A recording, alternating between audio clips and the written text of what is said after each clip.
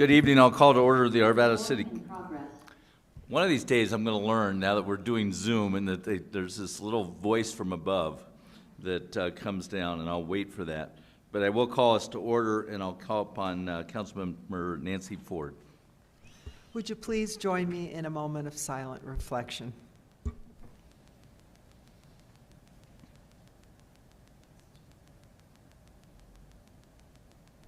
And now, if you'll say the Pledge of Allegiance with me. I pledge allegiance to the flag of the United States of America and to the republic for which it stands, one nation, under God, indivisible, with liberty and justice for all. Kristen Rush, if you'll do the roll call. Mayor Williams. Here. Mayor Pro Tem Miller. Here. Councilmember Piper. Here. Councilmember Ford. Here. Councilmember Jones. Here. Councilmember Marriott. Here. Councilmember Simpson. Here. Next, we have the approval of the minutes of August 2nd, 2021. Any changes or corrections? Seeing no requests, they will stand approved as presented. Next, I'll call upon Councilmember David Jones. Thank you, Mr. Mayor. We have an opportunity tonight to do something really cool. And I'd like to invite Justin Andrade, did I say that right? And anyone else who you'd like to bring up to the podium with you for this recognition. And while you're coming up, I'd like to read a few things. Tonight we'll be recognizing Justin Andrade, a graduate of Arvada West High School and Adams State University in Alamosa, Colorado. Justin, who ran cross country and track for Adams State, decided to embark on a journey in memory of a friend, Cameron Holland. Cameron died in a car accident in Arvada on December 7th, 2019, at the age of 17. He was a high school senior just 5 months away from graduation. Justin and Cameron had been friends since elementary school. Shortly following his death, Cameron's family decided to start the Cameron Holland Scholarship and asked for donations in lieu of flowers. In the spring of 2020, the family partnered with the Denver Foundation to administer the scholarship. Following Justin's graduation from Adams State, he decided to embark on a journey in memory of his friend by running 280 miles over 7 days from Alamosa to his home in Arvada to raise money for the scholarship fund. He set out from Alamosa on Memorial Day, May 31st, and arrived home in Arvada the following Sunday, June 6th, averaging 40 miles per day, refueling with 1 candy bar and 1 bottle of water per hour. From Alamosa, Justin ran over La Veta Pass, elevation 9,426 feet, in the San de Cristo, Bob, how do you say that? Yes, thank you. Mountains of southern Colorado to Wallsburg, Colorado, heading north from the area where he complete the final leg of his journey through Littleton, Lakewood, and into Arvada. Staying with friends along the way, Justin would go to bed at 7 p.m. each night, waking at 4:30 a.m. each day to beat the day's heat. Some days he ran long stretches alone, while other days he had support from other runners, bikers, or friends driving along the route. Upon his return, Justin was welcomed by family, friends, and the community as he ran the home stretch along Ralston Creek Trail to Cameron's roadside memorial sign near West 72nd Avenue in Indiana. Justin raised over $7,000 for his ultramarathon-like efforts, with another $3,300 pledged for the Cameron Holland Scholarship Fund. Cameron's family deeply appreciates the donations and are in awe of Justin's determination and strength to run nearly 300 miles across the ranging Colorado landscape to raise funds for this scholarship. And it's an honor for me to be able to be a part of this recognition, as Cameron has connections to my own family. My son and Cameron were football buddies and friends and teammates. And to this day, I wear Click It for Cam, as does my son, and he probably will wear it forever. But we'd like to present Justin in recognition of your 280-mile run from Alamosa to Arvada to benefit the Cameron Holland Scholarship Fund. Now, I don't have the recognition. Sorry, Cameron. Or I'm sorry. Sorry, Justin. Anyway, we have a recognition plaque for you. But in recognition of your 280-mile run from Alamosa to Arvada to benefit the Cameron Holland Scholarship Fund, presented to you this day, the 16th day of August 2021, signed by the mayor and all members of council. Now I'd like to give you an opportunity to say anything you'd like, and I know that Delaney's here, Cameron's brother. If you'd like to say anything, Delaney, that would be great too.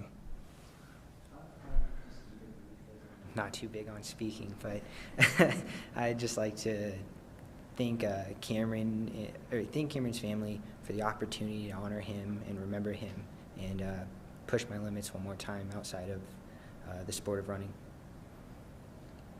Thank you. No?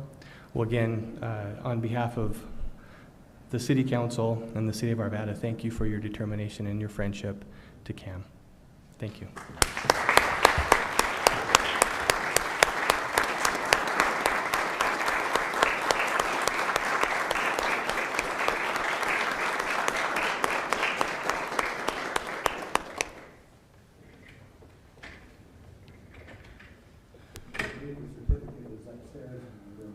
Very good. Yeah, that's quite an accomplishment for such a wonderful cause. You know, having known Cameron's mother and stepdad, and just knowing what the family, and I see his father's here as well, and just what they've been through. And every time I drive by that memorial site on the 72nd Avenue, there's something new that's been added. So he's constantly in our community's thoughts.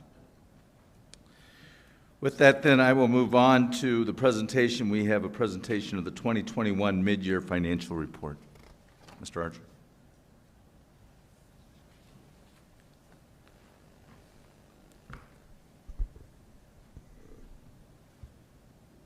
Mayor and Council, thank you for the opportunity and the time to present the second quarter financial update. Next slide. So things are completely different 1 year later. Last year we were in the midst of trying to figure out the COVID-19 virus, recapping our allocation of the CARES Act funds, and working on substantial budget cuts both in the city and outside the city.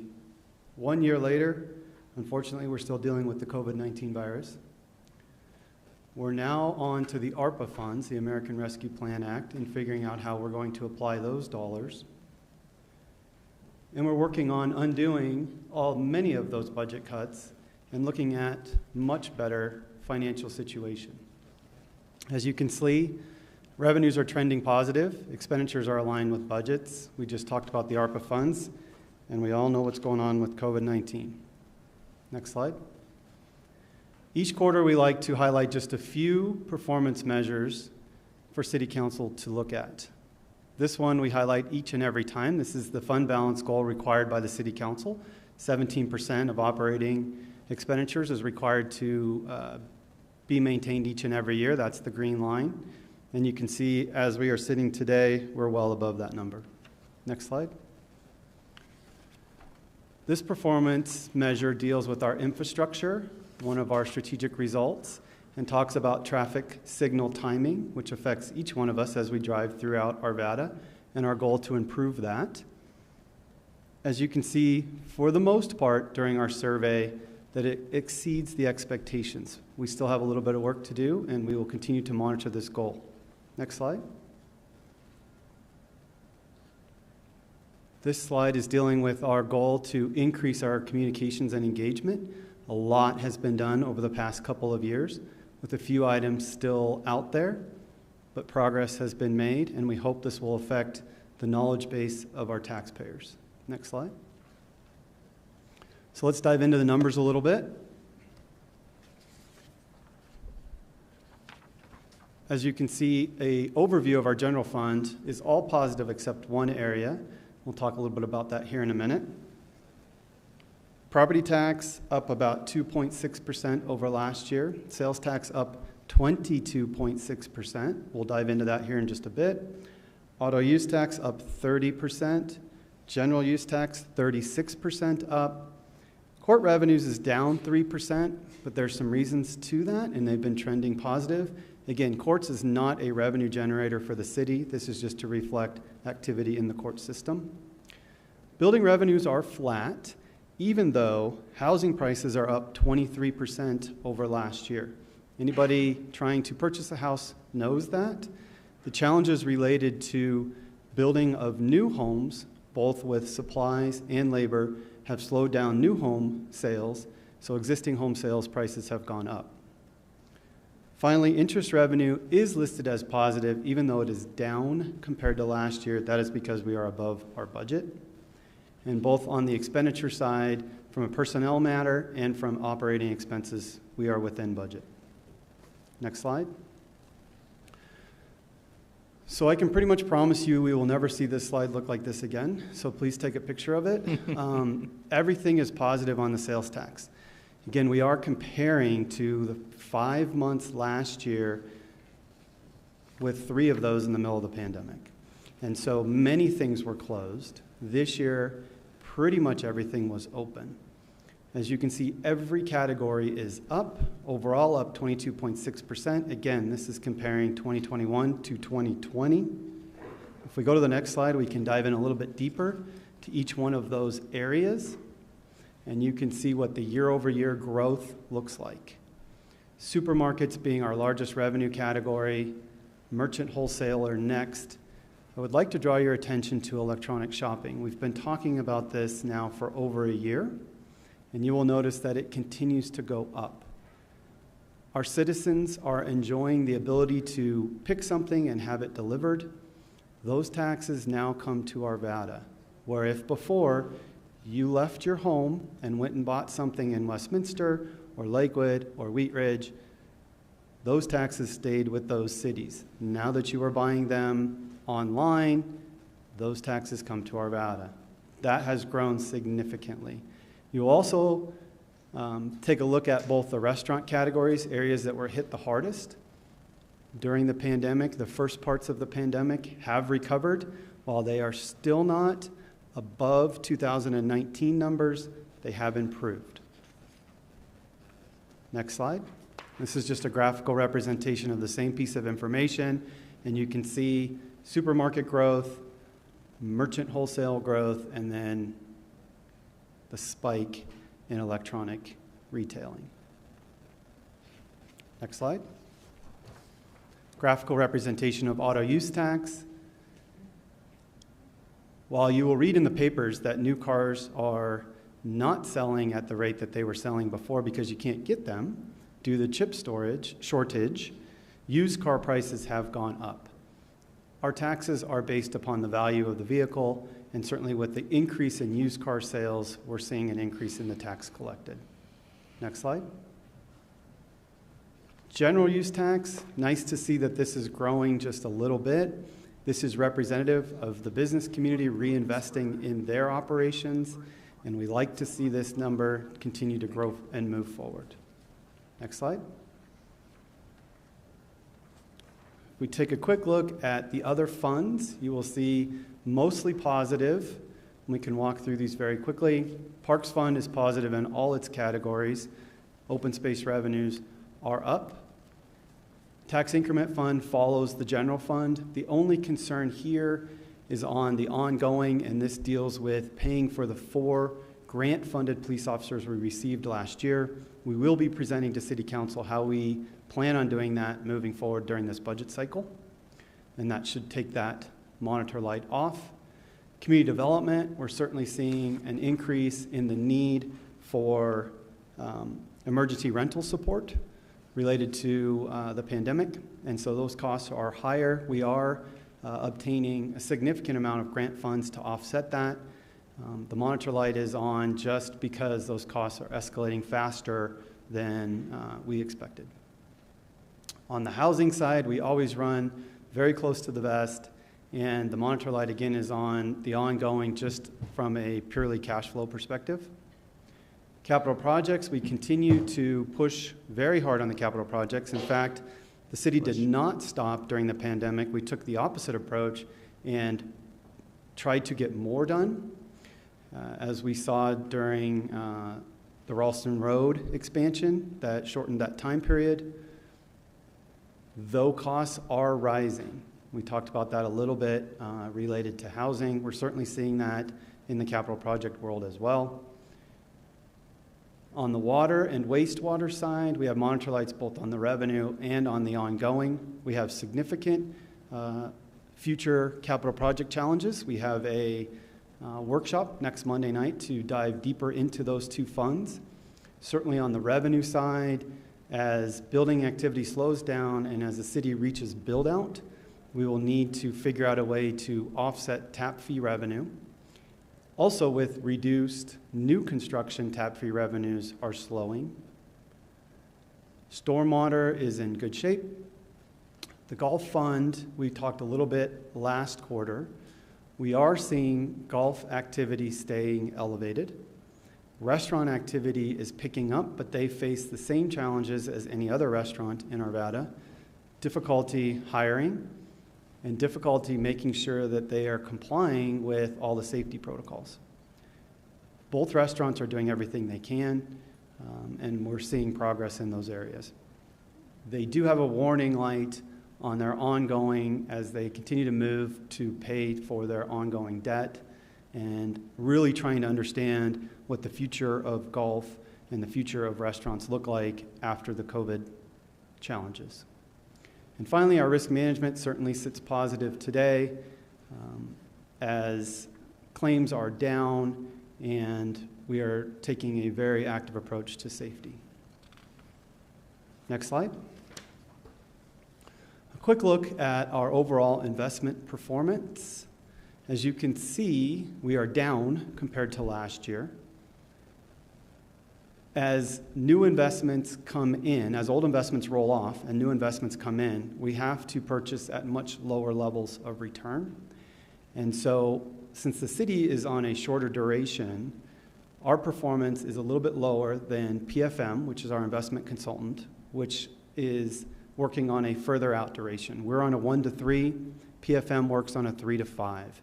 And so during times that are down, they certainly should exceed our performance, and then when the economy comes back, we should be able to be pretty close. One of the questions that came up last week was around City Council's approval of allowing an A-grade investment.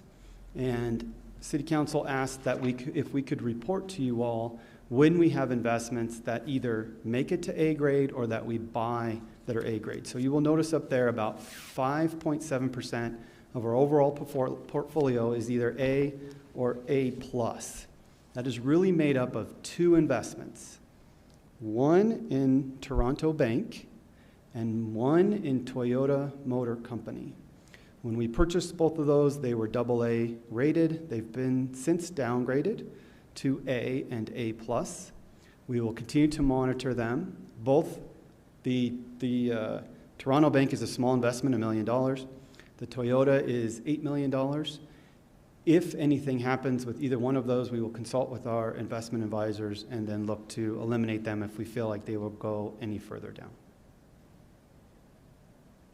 Other than that, you can see the overall portfolio for the city has grown in the last year up to about $235 million. Next slide. So I'll leave you with much more excited to present to you tonight than I was a year ago, and hope that we can continue to trend positively. Any questions? Council questions? I'm not seeing any. You always do such a great job on your presentation that you make things clear. Congratulations, great work. Thank you, sir. Just keep those dollars flowing in. Okay, next we have public comment on issues that are not scheduled on the agenda, and I understand I've got a tag team of Katie Winter and Mark McGough. Is that how they want to do it? Or? Yeah, absolutely. I was afraid of that. Of who, me or Mark McGough? Yes. Hey, good evening. I'm Katie Winter, 15097 West 63rd Lane, which means that David Jones has to deal with me in District 4. Here tonight with your friend and former colleague, Mark McGough, also a walking history machine. Today, together with our friends Brett Vernon, Nancy Young, and others, we were a part of the Charter Review Committee. Lauren Simpson and John Marriott assisted us with that effort, as well as Lori Gillis and Rachel Morris, and it was a good time of about 4 months of work to review the charter. As you know, every 10 years, we take the opportunity here in Arvada to take a look at our charter, which is our guiding document for great government here in our community. And it's undergone some changes since the 1960s when it was first put together. But with our 10-year review this past January through April, we took a look at some potential changes. You've had that time to look at that. You've given us your feedback. We've given you our feedback. And I'm here tonight to hope that you will, tonight on your agenda, take the opportunity to approve the 4 different measures to place them on the ballot for consideration of the public. As you know, the charter cannot be changed unless the citizens of Arvada agree. And one of the things we must do is communicate effectively and with transparency to tell our community what these ballot issues mean. If they vote yes, what will it mean for their life in Arvada? What will it mean for our city government? And what can it do to help improve our community and our government function overall? So Mark and I intend to talk a lot. We will start some different methods if you do approve, and we would love to help educate our community on what our city charter is, why it undergoes changes and how, and why it would be important to consider the changes you put on the ballot for when they go to the ballot box this November. Mr. McGough, anything you want to add? Sure. Yes, Mark McGough, excuse me, 7855 Allison Court, Arvada 80005. Yes, I just want to say thank you for the honor of your appointment to serve on the Charter Committee. I feel especially honored because this is the 3rd time that I've had the opportunity to serve on it. That would be all 3 times since that provision was put into the Charter in 1991. So it's been a real honor, and thank you too for the fine appointments you made to the committee. We had a committee of 20 or 21 people, all outstanding people. As Katie mentioned, Brett Vernon and Nancy Young are here tonight as 2 other members of the committee. Thanks, Lori, for getting the overall framework set up, to Barb Morger for taking care of the administrative functions of the committee, to Rachel Morris, who was our legal advisor all the way through, and of course, 2 council members, John Marriott and Lauren Simpson, who served on the committee also. It's been an honor. We look forward to informing the public about the issues that we expect you will approve tonight to be placed on the ballot. Thank you. Thank you all for your work on this. It's very important work, and we were thrilled to have such great volunteers who wanted to serve on this, and we have such great collective work done by all those volunteers, and we'll certainly be dealing with this during the public hearings later tonight. Is there anyone else signed up for public comment remotely? Any? Yes, there's one.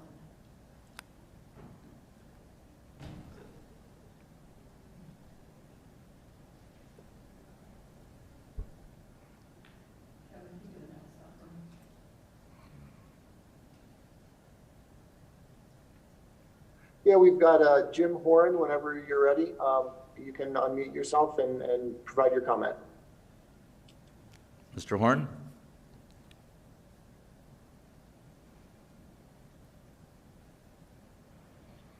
Hello, my name is Jim Horan. Can you hear me? We can. Okay, thank you. I'm a homeowner in the Geos development, which is currently a fossil fuel-free development with 29 all-electric homes already built and sold. A new developer, Chad Ellington, purchased the remainder of the development and will build out the next phase of construction. In a public statement, he committed to building the new homes in keeping with the Geos philosophy. Mr. Ellington has backtracked on this statement and is now installing natural gas into the new homes. Rainer Gerbosch, a Geos resident, made a public comment at the City Council meeting on May 12th about this controversy and followed up with several email communications to the city officials and the City Council.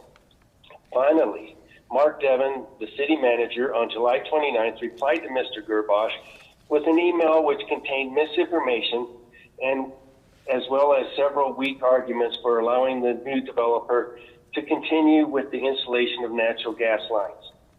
He ended the email with this statement: "I believe this letter should conclude the dialogue regarding this matter."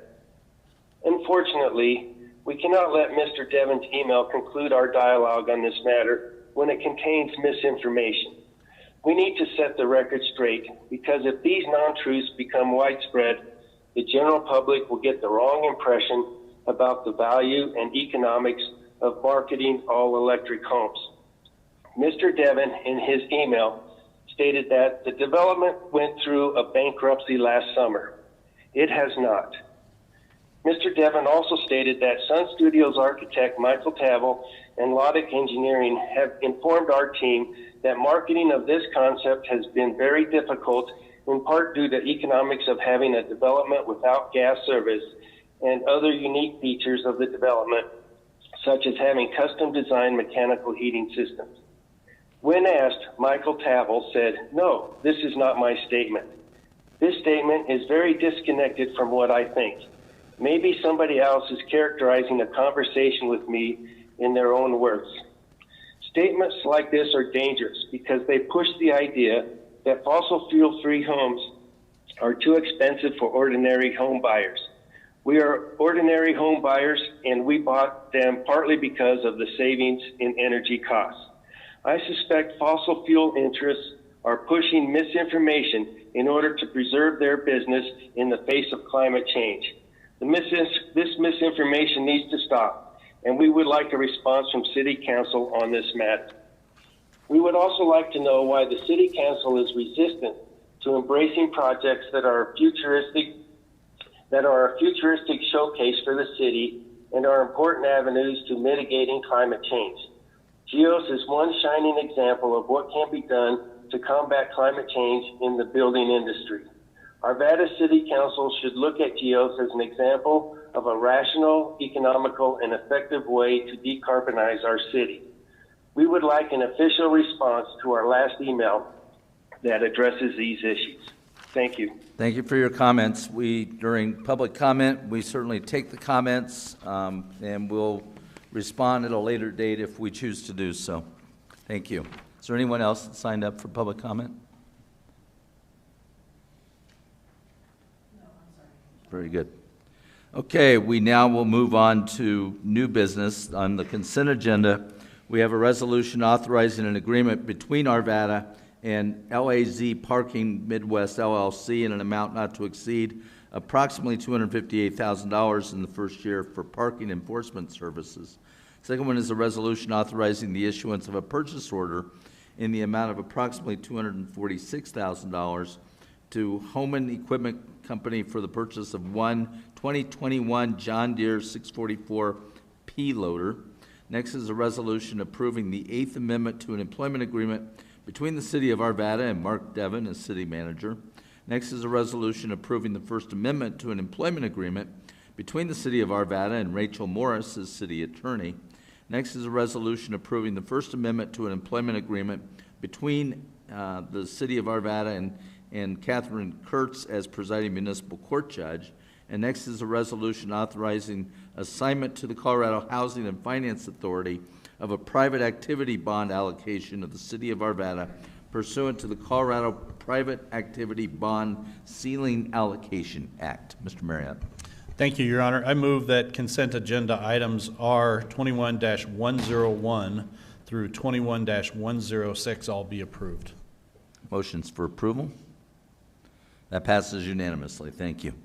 Next, we move on to resolutions. First resolution is R 21-107, a resolution authorizing an intergovernmental agreement between the City of Arvada and the counties of Adams and Jefferson for the regular municipal election on November 2nd, 2021. Mr. Devin? Yes, Mr. Mayor, members of the council, this is the intergovernmental agreements that we have customarily with Jefferson and Adams counties for the consolidated election. This saves money on the part of both counties when we have a consolidated election. We're recommending approval of the resolution. We have funds in our budget to support, of course, the election that we have this November. Okay, I'll entertain a Any questions or motion? Ms. Ford? I'll make a motion if there You are may no proceed. questions. I move that R 21-107, a resolution authorizing intergovernmental agreements by and between the City of Arvada and the counties of Adams and Jefferson for the regular municipal election on November 2nd, 2021, be approved. Motions for approval? All votes cast. And that passes unanimously.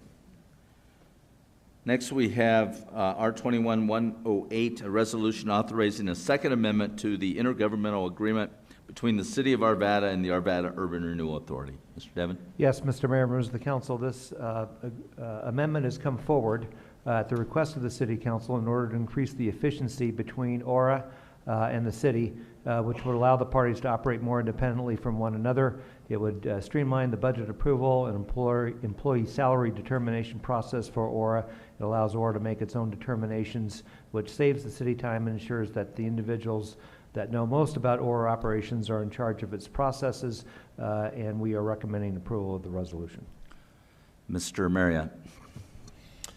I would make a motion if there are no questions. There are no questions. And I move that R 21-108, a resolution authorizing a second amendment to the intergovernmental agreement between the City of Arvada and the Arvada Urban Renewal Authority be approved. Very good. Motions for approval. I'm going to speak briefly to the motion. I want to thank Nancy Ford for bringing this concept forward and for the discussions that took place at council about it. And I can tell you that the Urban Renewal Board is very pleased with the position being taken by City Council on this matter. That passes unanimously as well. Finally, for resolutions, R 21-109, a resolution authorizing an intergovernmental agreement by and between the City of Arvada and the U.S. Department of Housing and Urban Development for the Community Development Block Grant funding in the amount of approximately $455,945.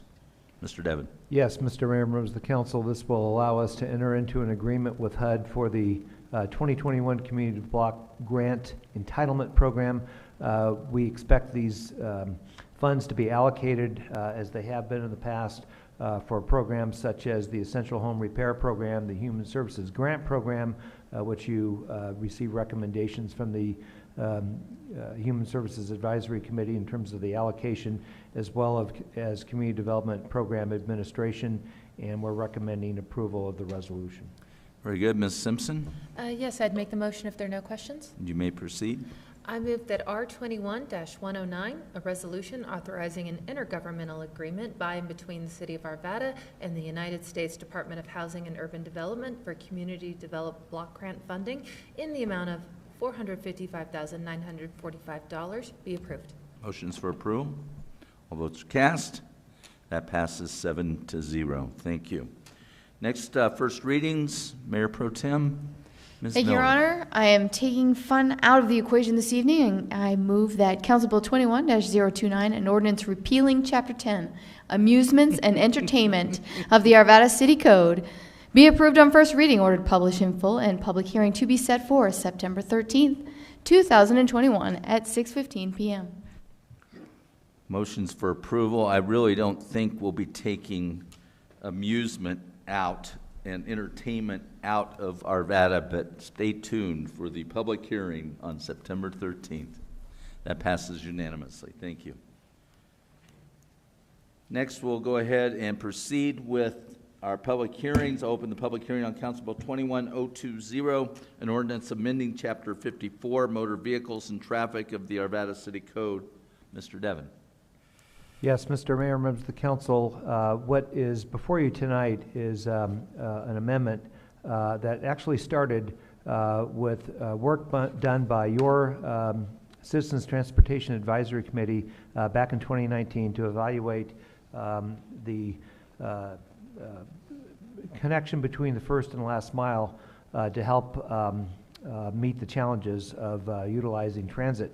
The committee reviewed an array of options, including infrastructure updates that would reconstruct walk routes to the stations, shuttle circulator service, and shared micro-mobility. And in early 2020, the committee presented information to the City Council about proceeding with shared micromobility as a first and last mile solution that would be operated and offer the public with transportation options. Concurrently with all of this, the Mobility and Planning Innovations Division of the Public Works Department, the City Attorney's Office, worked to develop a pilot program around shared micromobility. This was something that occurred in 2020. It was delayed a little bit by the impacts of the pandemic.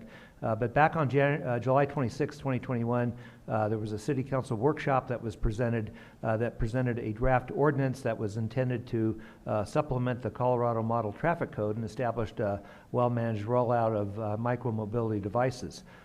So that is what is before you tonight. It is something that has been reviewed and a lot of discussion and engagement amongst our city team. It was again presented to you back on July the 26th of 2021. I have Mobility and Planning Innovations Manager John Ferruzzi here. I know there were some questions that came up regarding the use of the micromobility devices and how far they can be utilized. I invited John to be ready to present that information tonight. And I also know that we have individuals here that would like to make comments regarding this matter before the City Council tonight. But I think I'll invite John to discuss the micromobility application. Thank you, City Manager. Good evening. We had a presentation to you all a couple of weeks ago related to micromobility, and there were some questions about the potential to expand the pilot project area, especially the desire to have these in other parts of the city beyond what was originally presented as a first and last mile connection to transit. And as a result of that, what we basically have been doing is looking over our permit process and application. What we would like to do to address that interest, and especially since we've been hearing about interested parties from other parts of Arvada, which is a little different than what we'd heard originally from our speak up process and our public outreach. Originally in that process, we had a lot of interest within the transit areas and a lot of opposition from areas outside of that 1 mile radius and other parts of the city. But in this particular case, what we're wanting to do essentially is to ask the companies that provide this service to see if they can still manage the process of micromobility, what they call rebalancing, essentially, by having these devices in different parts of town, but having the resources to therefore also collect them and bring them back and rebalance them to areas around the station. That is basically the same model as, for example, transit. These are areas where the ridership is higher because density is quite high, and parking, for example, or other issues are more prevalent. So we anticipate that's where the demand is going to be, just based on our research with other communities. But we're certainly willing to ask the question from permittees about their ability to expand these beyond the pilot area, especially in a one-way manner, where the folks will be able to ride them outside the area and then they'd be collected and brought back inside to the pilot project area. So I wanted to be sure to follow up on that. Okay, I think what I'll do is go ahead and take public comment at this point, and then we'll open it up for City Council questions on what you've just talked about and other questions that we may have. Thank you, Mr. Mayor. Okay, under public comment, I'll start with Bob McGrath. Mr. McGrath. Thank you, members of the council. As you know, back on the 26th, you raised a few questions about micromobility, and Councilmember John Marriott even mentioned the fact that there might be some local providers that might be interested in providing such a service. And in talking with my council member, Nancy Ford, and I forgot to introduce myself, I'm Bob McGrath, 11166 West 78th Drive, a 33-year resident of Arvada, and Vice President of Marketing for Revas and Bolt Mobility. And Nancy's counsel, wise counsel to me, was that you need to introduce Bolt Mobility to the City Council. You need to shine when you do that, and you need to address some of the comments that were raised on the 26th. And so I'm here to explain to you who we are and what we do, why it matters, and you'll hear from other members of Volt Mobility that are here tonight that will tell you other reasons why you need to look at very carefully the wording of this ordinance, because it affects us very negatively and it needs to be reevaluated in that light. REBOS is an acronym that stands for Renewable Energy Electric Vehicles as a Service. We operate under the brand name of Volt Mobility. Volt Mobility is a co-op, and it shares its revenues with both the members and with businesses, local businesses. You'll hear about a survey that we've engaged with over 100 Arvada businesses over the last few weeks in order to gauge support for our concept. We do provide e-scooters and e-bikes, but we're bigger than that. Our concept includes a holistic approach that includes electric bikes, electric scooters, and even electric tours. And as we explain this concept, eyes light up. People get excited because they see what this could do for Arvada. We are tackling a very tough issue about climate change, something that's very timely, something that you're seeing on the news right now, where you're seeing about the fires and the droughts and the hurricanes. And what are the low-hanging fruits? Transportation. That is one of the most immediate ways that you can address the greenhouse gas emissions that cause this. And so we are addressing this as a public benefit corporation, in which in Colorado we're incorporated as a B Corp. And our mission, our public mission, is to address climate change and economic inequality.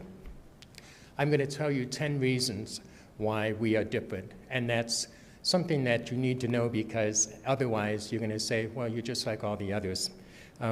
Number one reason, we're an Arvada-based company with Arvada resident owners. Our vehicles are charged using renewable energy.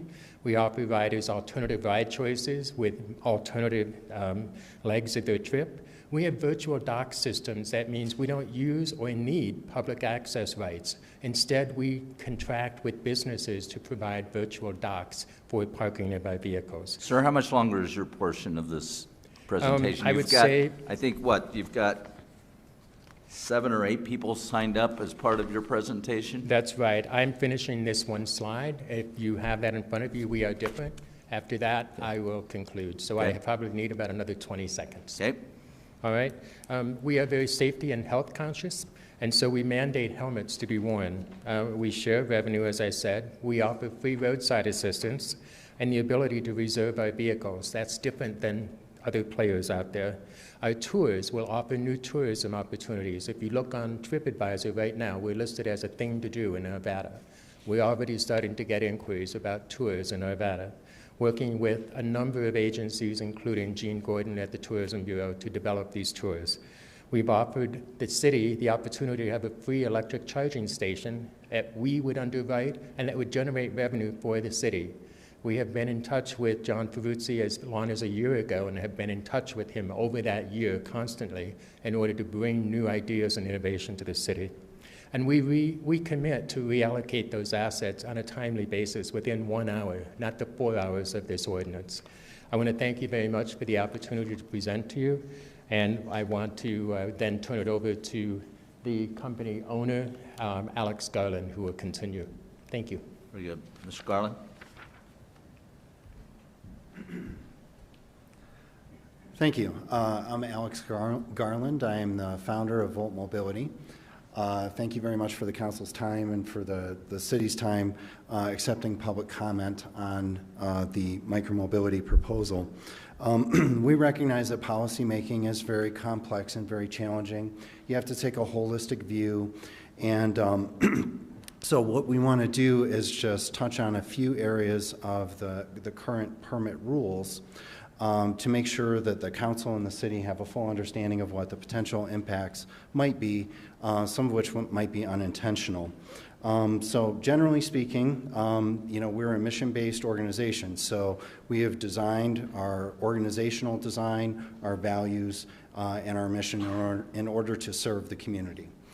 So how we are designed is basically to align the best interest of citizens, consumers, our employee members, our investors, and the communities that we operate in by taking an inclusive approach, an approach that you're taking tonight by listening to our comments.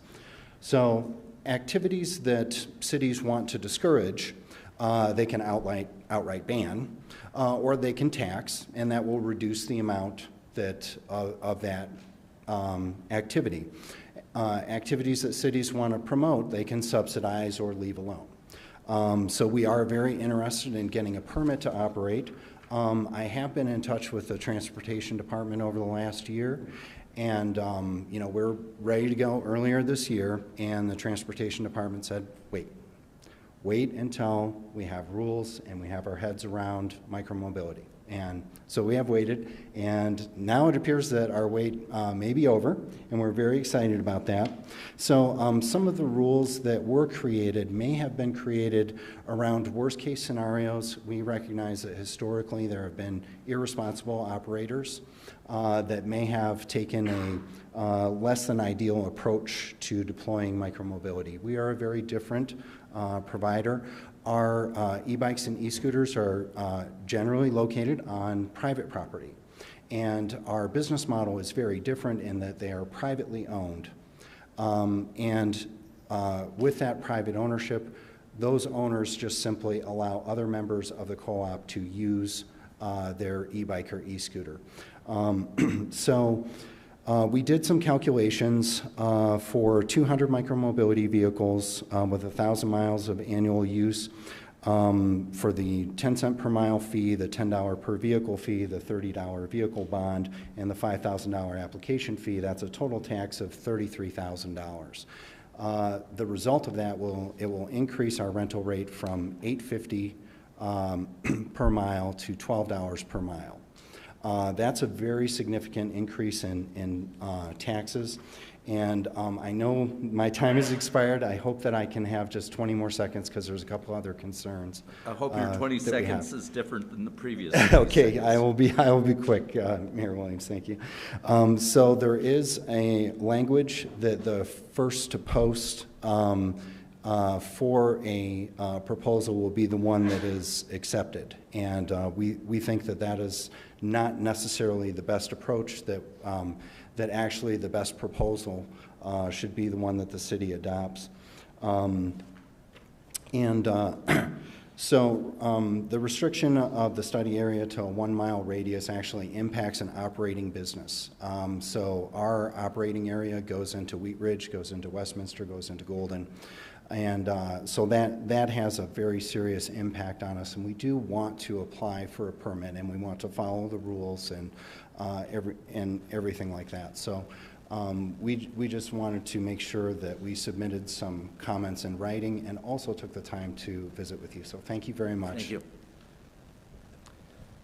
Next, David Pyatt. Very good, thank you. Good evening, Council, and thanks for having us again. My name is David Pyatt, 4875 Ashbrook Circle, Littleton, Colorado. I am the Vice President of Business Development for Volt Mobility, and we feel that we've got a very strong model that we hope that the Council will take a very serious look at as they're considering the whole idea of micromobility. And in fact, as both John and Bob have alluded to, this conversation certainly between us and the community has been taking place for the better part of a year. And we've really blanketed a lot of organizations, people, and so forth. And if you have this printout in front of you, you'll see the different organizations that we've really interacted with and engaged to find out what the benefits are to these people, what they'll respond to in the way of electric transportation services, not just micromobility. And really the receptivity of the community as a whole has been resounding. How do I know that? Well, because if you look at the next page, page 15, it's pretty telling. I can hold this up and you can see that one bar. And this took place over the last 3 weeks, where we surveyed and canvassed, really we visited probably 200 different businesses, and overwhelmingly 100 of 102 businesses said we would like these types of services in our community. Now understand that that was under the pretense of our business model, which is fully electric transportation services, e-scooters, e-bikes, delivery services, ride sharing, all with electric sustainable vehicles, and that they see the opportunity for this to benefit their business. And just to reinforce some of the other points that some of my other peers have brought up relative to profit and revenue sharing, the next page you'll see there has to do with whether or not they'd be interested in an ownership program, maybe as a supplemental aspect to their business, to drive revenue by having their own fleet of electric scooters and bikes that are maintained by us, by Volt Mobility. So there's no service aspect to these businesses, but it's a way for them to contribute and add another revenue stream to their business and obviously support the whole idea of sustainable electric transportation. Lastly, the biggest and probably most telling graph is this last one where the question reads, which of these services would your business be interested in?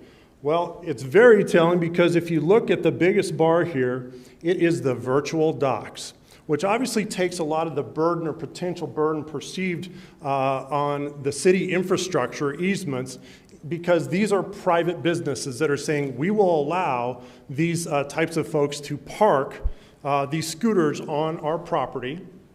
And the biggest reason is it's going to increase visibility and foot traffic to the business community. The other one, and I'm almost done here, is the e-bike and e-scooter tours. And many people, that's the second strongest point there, said, well, I want to be a stop on these tours. Why?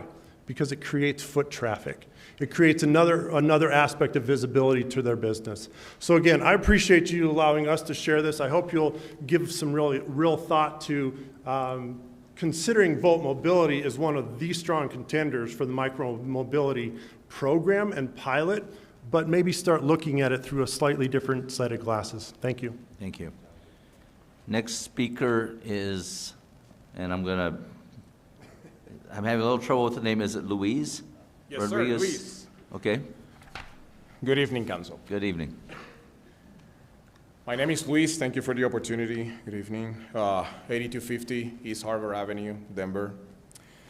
So I am the Vice President of People and Culture of Rivas and Volt Mobility of Arvada. And my primary purpose of joining this company as a VP of Culture and People is because we are a people-oriented culture, people-oriented company focused on providing engagement and development culture through our different HR processes and policies.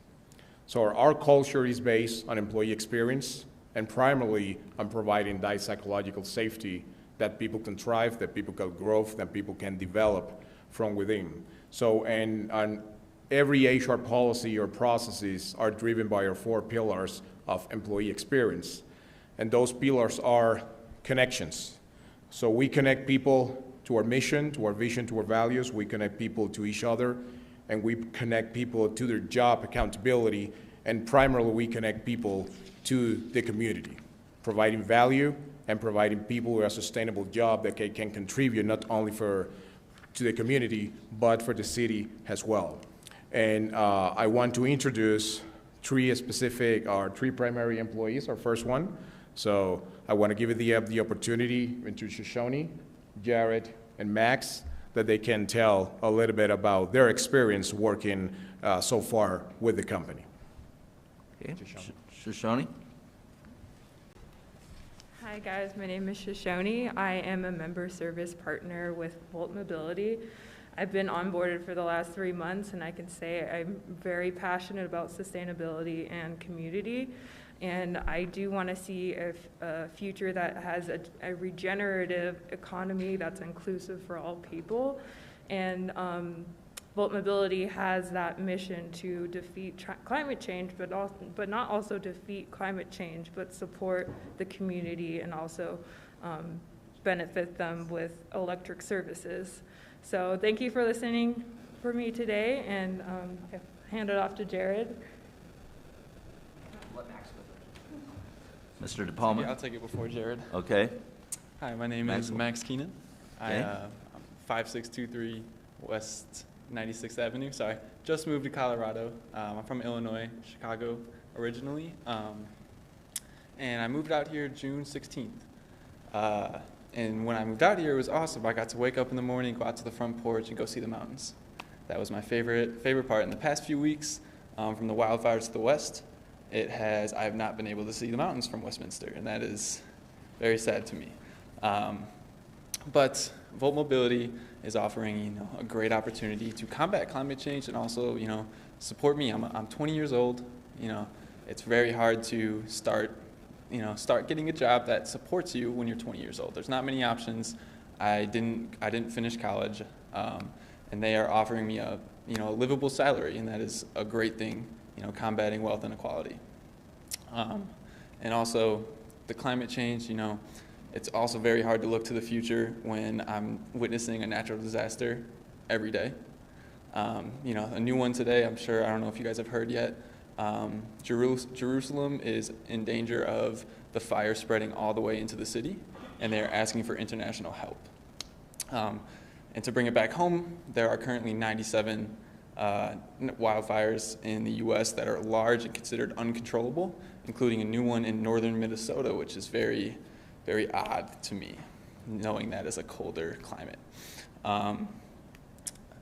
So this is a great opportunity, start fighting climate change in our own community. And it starts grassroots. With a co-op starting in this community, it can spread to other communities, and all communities can start fighting climate change together. So I thank you for the opportunity to speak, and I will pass it on to Jared. Jared DePalma. How's it going, City Council? Thanks for letting me speak. I just really just wanted to come up here and sort of just give you a call to action on behalf of Volt Mobility and my team members here. I moved out to Colorado 4 years ago from upstate New York. I'm a Yale graduate. I studied political economics, so I do understand a little bit of the sort of checks and balances that goes into new policy proposals. And I think when we look at the issue with the company like Volt and the kind of issues we're trying to address, clearly we're doing it on a small local scale to start. And I think that is I think that dichotomy is honestly very, it's kind of reflective of the problem. And I think people want to break this problem into, is it a left-right issue? Is this an old person, young person issue? Is this a local issue, or is this a global issue where we need to get the UN involved? But what I would like to hammer home here is that it's actually none of those. It's a human issue. It's a real human issue. So I would implore you, just standing here, and just think about us and think about how a local community put together with local people from this state.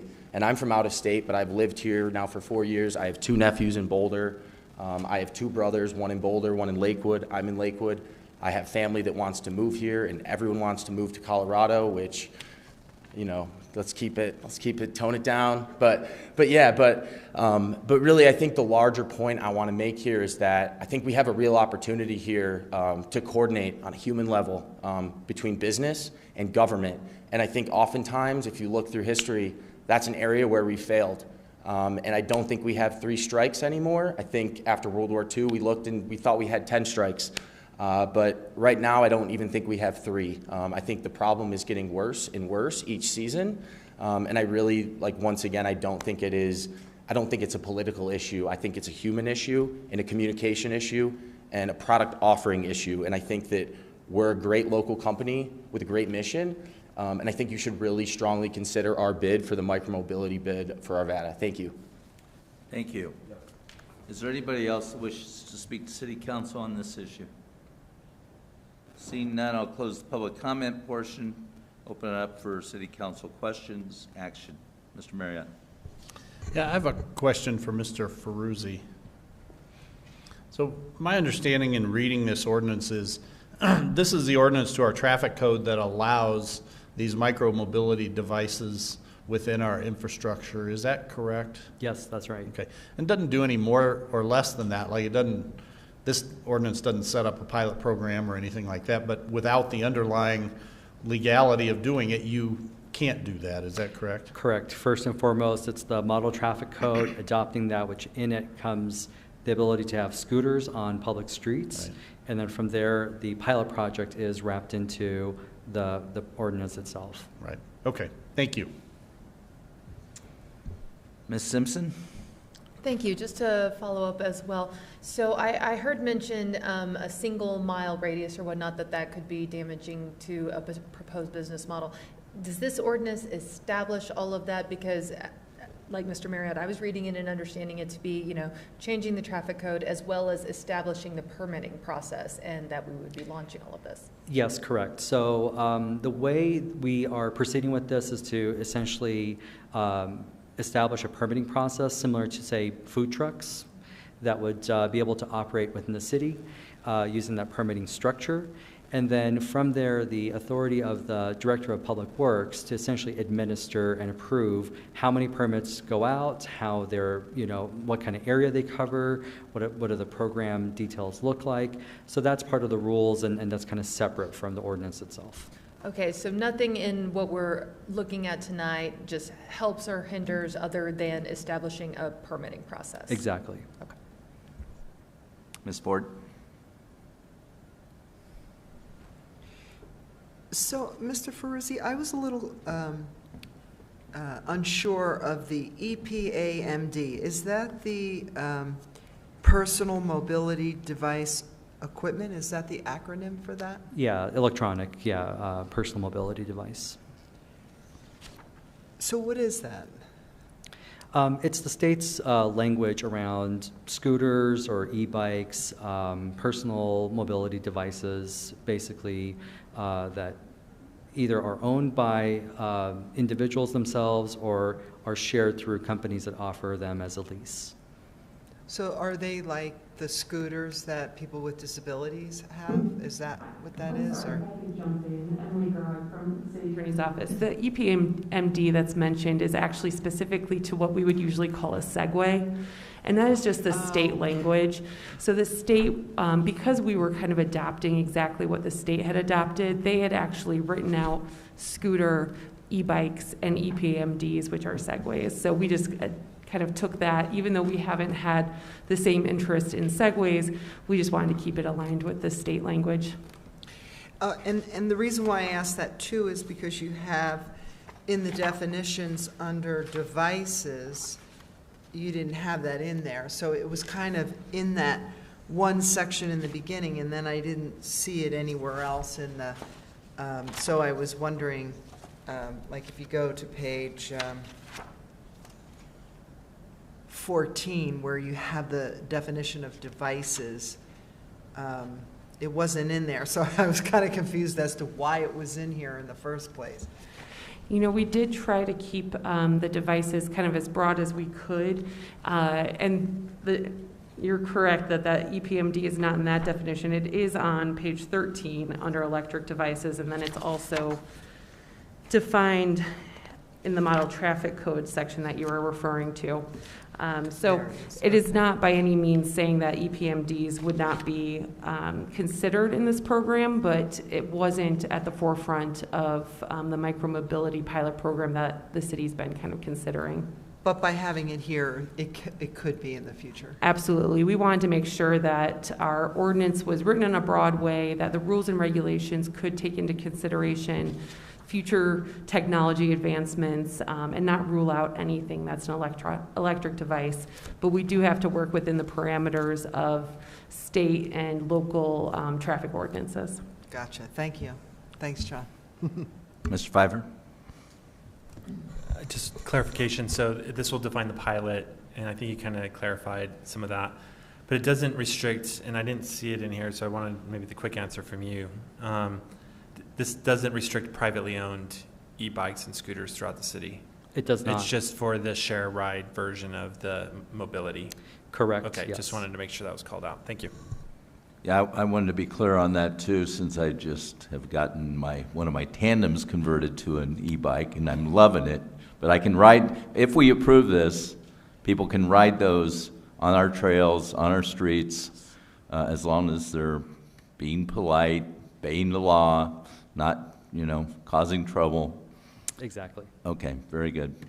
And that's throughout the city, not just in the pilot area, correct? So personal mobility, yes. Yes. Throughout the city. Shared micromobility, the companies within the pilot area to start with. Right. And at some point, we've gotten a presentation from one company tonight which sounds a little bit like we may be comparing apples and oranges compared to the other mobility companies that I think were originally envisioned under that. Am I right on that? Is it? Yes, I think so. Having discussions in the past about the proposal that Rivas has, and it sounds like a great program. I've been fortunate to hear about what their vision is, and it's certainly something that relates to sustainable transportation and what we're all about with this program as well.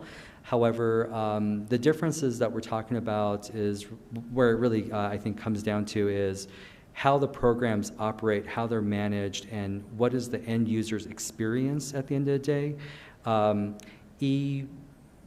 Vehicles and other things are not part of this particular micromobility program. The focus here is micromobility, and at the end of the day, the focus is to provide the best service possible to the users, because that's how the Transportation Committee envisioned it when they wanted this program established, something that's self-sustaining.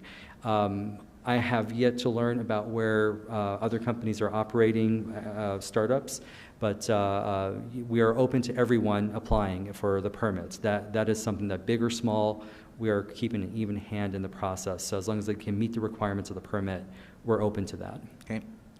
I see no other questions, further discussion from council or action. Mr. Marriott? Thank you, Your Honor.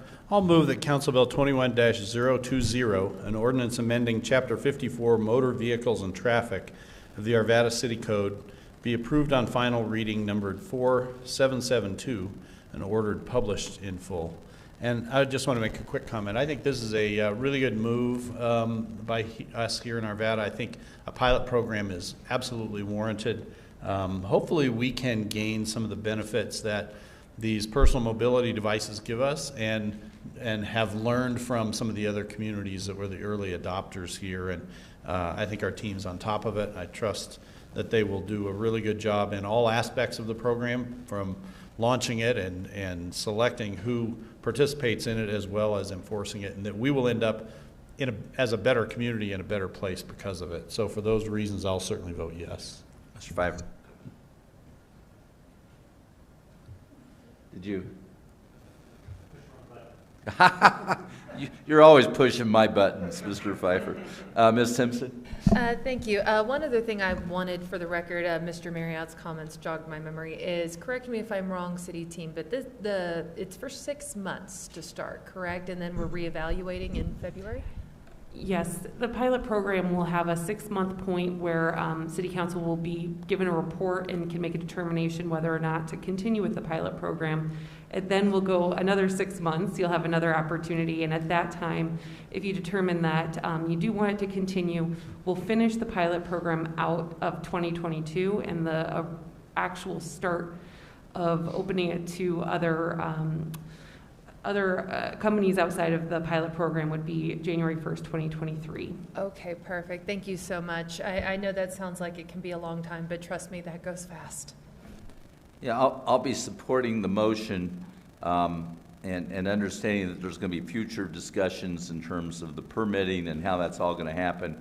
And I'm just going to ask our city team to be very careful and make sure that there's good, strong safeguards, and I think there will be, to make sure that we don't have scooters just left in the middle of sidewalks, causing problems for people who either have lack of mobility or who come upon them on a bicycle or other device, because we certainly don't want to have injuries occur, such as one of Ms. Miller's either friends or relatives sustained. So let's be real careful with that. Mr. Jones? I'm sorry, you actually said something that I wanted to just, I was in Nashville over the weekend, not this weekend, last weekend, and they have mobility bikes, or scooters all over the place. And what I found interesting was there was a gentleman who tried to park it in the wrong spot, and there were people there to correct him quickly. And they were just citizens. And so I think, as we've talked before about the education and helping people understand what that means and where they're parking, and so to the mayor's point, I think it's important that we stay on top of that community education. Thank you. Right. That or putting in some sort of a shock device that, we'll show you, don't park it here. Okay. That passes 7-0. Look forward to seeing how the program moves forward. Okay, next, open the public hearing on Council Bill 21026, an ordinance enacting and amending certain provisions of Division 3, smoking restricted in public places, of Article 7, air pollution, of Chapter 38, environment, of the Arvada City Code to prohibit persons under the age of 21 from entering smoking businesses, to prohibit the sale of or distribution of tobacco products to persons under the age of 21, and to prohibit self-service displays of tobacco products. Mr. Devon. Yes, Mr. Mayor, members of the council, I'll start with this, and then we have resources from our city attorney's office who will, led by Rachel, who will make other comments. This effort started in 2019 in response to requests from citizens, educators, Jefferson County Public Health, and other advocates of public health, and specifically the youth health for youth health regarding the impacts of tobacco and vaping, also in middle and high school. We responded to educators by looking at potential changes to our code to address smoking and increasing the age to the smoking and vaping age to 21. And then in 2019, at the end of 2019, and then in 2020, respectively, the federal and state governments raised the minimum legal tobacco purchase age from 18 to 21. And Jefferson County Public Health approached us and other jurisdiction to advocate for conforming amendments to local tobacco laws in order to, and also the implementation of tobacco licensing programs. We stood by, frankly, because we wanted to see what the impact of the federal and state laws were going to be as we prepared to present an amendment to our existing tobacco laws. And then a year later, understanding what the full impact, we presented information to you at a council workshop on April the 26th, which included the ordinance that is before you tonight. You gave us positive feedback in response to that presentation, and so on May 26th we sent a letter to all Arvada retailers that sell tobacco and vaping products in order to notify them of the amendments that were going to be considered by the City Council for this for the city smoking ordinance. We indicated that there would be a public hearing on August 16th. And I believe in response to that notification, we did receive some feedback from retailers that was discussed 2 weeks ago when this was considered under the first reading. With that understanding, I'll invite the city attorney to make some additional comments. Thank you, Mr. Devon. So we did have some concern expressed by local business owners regarding one specific portion of the proposed ordinance.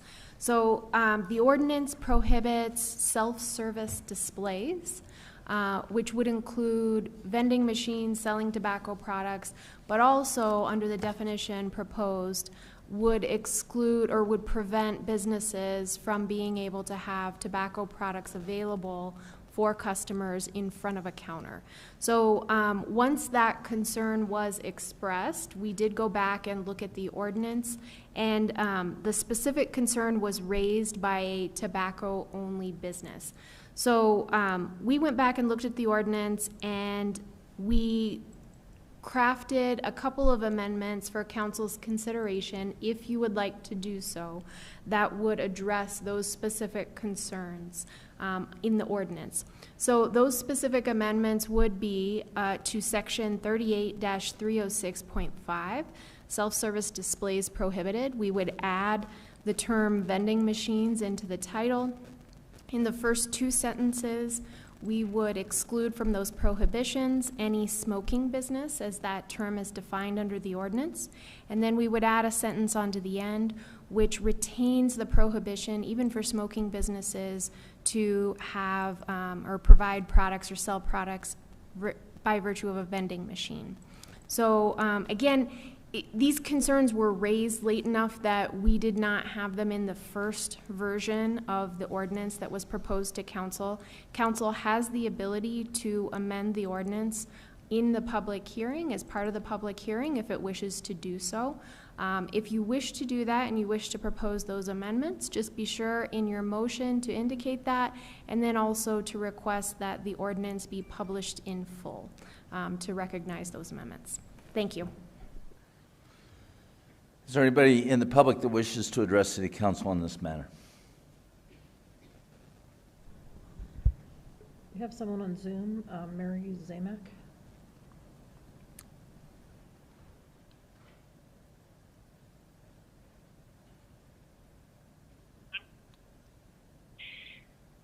Thank you, City Council. Can you hear me? We can. Oh, great. I appreciate Mr. Mayor and the rest of the council letting me have a minute. I have written to you and also talked to several members, so I promise to be very brief. I really just want to kind of go back to what I wrote to you. Hopefully you were all in receipt of my email, and that is, my name is Mary Zarmak. I'm the Senior Vice President of Governmental Affairs for Smoker Friendly. We're a Colorado-owned business based out of Boulder. We have 181 stores, and 2 of those reside in your lovely city, in Arvada, and both of those were opened in 2005. We are a completely age-restricted company. We do not allow minors in, even with parents. So we feel like we've done a really good job training our people, training our customers as well. We feel like we sell a highly taxed, highly sort of, I don't know, objectable sometimes to some people product, but it's a highly taxed and highly profitable for all of our government agencies at every level, and it's a legal commodity, and we feel like we do a good job selling it to legal-aged users. So I would just ask for you to take a look at the amendment that's in front of you, and certainly would appreciate it. One of our stores has a walk-in humidor, very much like when you go to Applejack, for instance, in your city and want to pick out wine, a nice boutique, cottage-type industry. You know, people want to go in and really take a look at that, very adult-oriented products. So, again, I'm happy to answer any questions, but I'd just like to urge you to take a look at the amendment and give some consideration to adult-only stores in this space. Happy to answer any questions, and thank you for your time. Thank you very much. Do we have anybody else from the public? I'll close the public comment portion. Ms. Miller? I'd like to reserve the motion if Okay. anybody has any questions. We have a couple of people with questions. Ms. Simpson, you're first. Thank you, Mayor. So I have a couple of questions. I spoke with a concerned resident this past week about this ordinance, and a couple of the things she brought to light. First is enforcement mechanisms, and so I would like to know, you know, if a business is potentially breaking the rules, how are we checking in on that? What enforcement mechanisms do we have? Yes, thank you, Councilmember Simpson. The enforcement would be primarily complaint-driven. However, we will be doing one proactive inspection of each retailer each year. So that will be to address things like self-service displays, and there could be an exemption as I think you're going to maybe considering tonight. It would also make sure that products are locked and other conditions in accordance with the ordinance. And then the other part of the enforcement process would be complaint-based, similar to how we operate in terms of liquor enforcement as well as code enforcement. Our police department liquor enforcement officer under our civilian operations unit in the police department will be the one responsible for this. We've worked this through the police department. We believe that individual has the capacity to do the enforcement.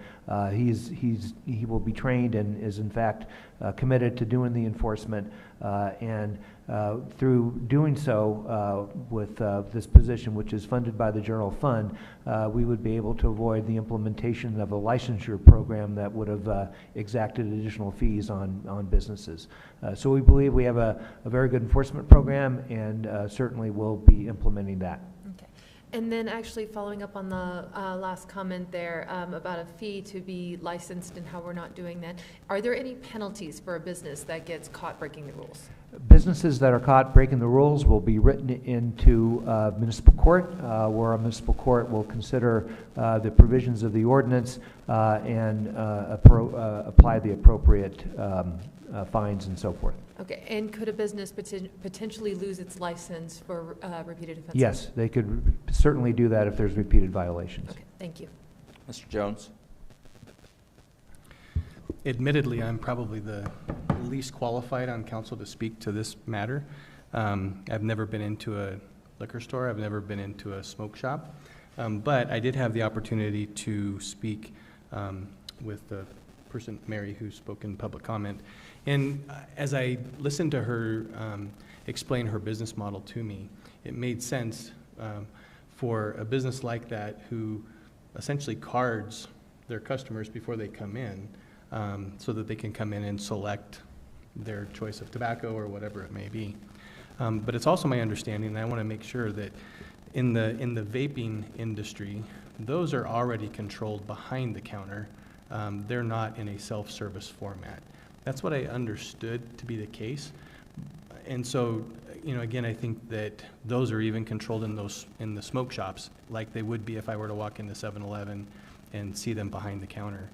And so to me, it makes sense as we think about this to consider the alternative motion or amendment to the motion that Ms. Morris has put forward. So I just want to confirm, though, that the smoker-friendly type stores would still be allowed to display their goods for self-service as long as they are carding the individuals who are walking in and they're 21 or older. I don't know that the language as currently written indicates that they have to card individuals at the door.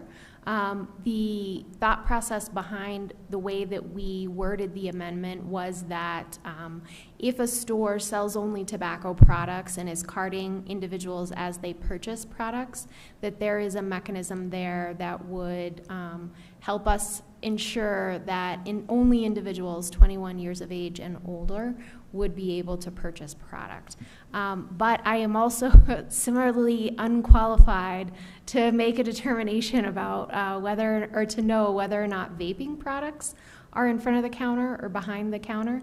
But obviously, if you wanted to do so and you wanted to specify that in the ordinance, you could. I'm just not certain whether or not that's something that's regulated under state law or not already. Yeah, and I don't know. Is there any consideration, you know, if I understand correctly, if I'm going into a bar, they asked to see I was in Nashville, like I mentioned earlier, and we went into a restaurant that was a bar, and they wanted to see my ID. Is that something that we would even want to consider in a situation like this with these smoke shops? And I don't know what the reception would be, you know, by the business owners themselves, but just from a regulation perspective and policing, it seems to me like if that's another checkpoint, then we're hopefully ensuring that the products being sold are being sold to those persons who are 21 and older. I'm also aware, to Ms. Simpson's comment about enforceability, I know that the FDA and also Colorado have their own sting efforts, as Mary helped me understand, and those happen quite frequently. And so I think between those efforts and whatever efforts the city may be doing would certainly help to mitigate any unnecessary sale of tobacco. So, excuse me, Councilmember Jones, if I may. Thank you. Aaron Jacks for the City Attorney's Office. I've done quite a bit of the work on this. I'd like to remind Council we have an existing provision that prohibits minors from entering these premises, and there has to be signage posted and so forth, and that is actually one of the provisions that we are amending to reflect age 21 instead of age 18. Okay. So that mechanism is already in place. Perfect. Thank you. So I think in this situation, you've got that kind of dual layer, shouldn't be in there in the first place, and then obviously not able to purchase either. Okay, perfect. That answers my question. I appreciate you chiming in on that. So that's all I had. Thank you. Great. Mr. Marriott? Thank you, Your Honor. I just wanted to, for Ms. Morris, just a plain language synopsis. So does this proposed ordinance, if adopted, change anything that's happening right now with regard to who can buy tobacco and from where? No, I don't believe so, but I'll let Mr. Jacks respond with a little bit more detail. Okay, thank you. Thank you. Yes, Mr. Marriott. By and large, the ordinance moves the legal age to conform with now state and federal law to age 21. Other than that change in the age requirement, other than conforming some language to do some minor cleanups and stuff, this does not change anything in terms of who could purchase tobacco products illegally in our city versus anywhere else in the state. And just a quick follow-up, as the federal and state laws have changed the age at which it was legal to buy tobacco products, retailers, regardless of where they were located, had to comply with that. Am I correct? That's right. Actually, you make a good point. Those Arvada can't opt out of the state and federal requirements, right? We can always be more restrictive, but never less. And to your point, and actually just leading up to this meeting, we just very recently got some regulations published by the state of Colorado as to how Colorado's it's being delegated to the Liquor Enforcement Division of Revenue, which now includes tobacco enforcement. And the enforcement mechanisms and the things that our investigator will be working with them on are very much in alignment with existing liquor enforcement mechanisms, making the point that this is a very, I would say, evenly regulated industry to what we've seen previously with liquor. Okay. So in plain language, let me just give you a scenario. If I were to walk into any liquor store in town, it's completely legal for me to walk in the door and pick up an item off of a shelf and take it to the counter, at which case my ID will be checked, and if I'm of legal age, I can purchase that item and then leave the store with it.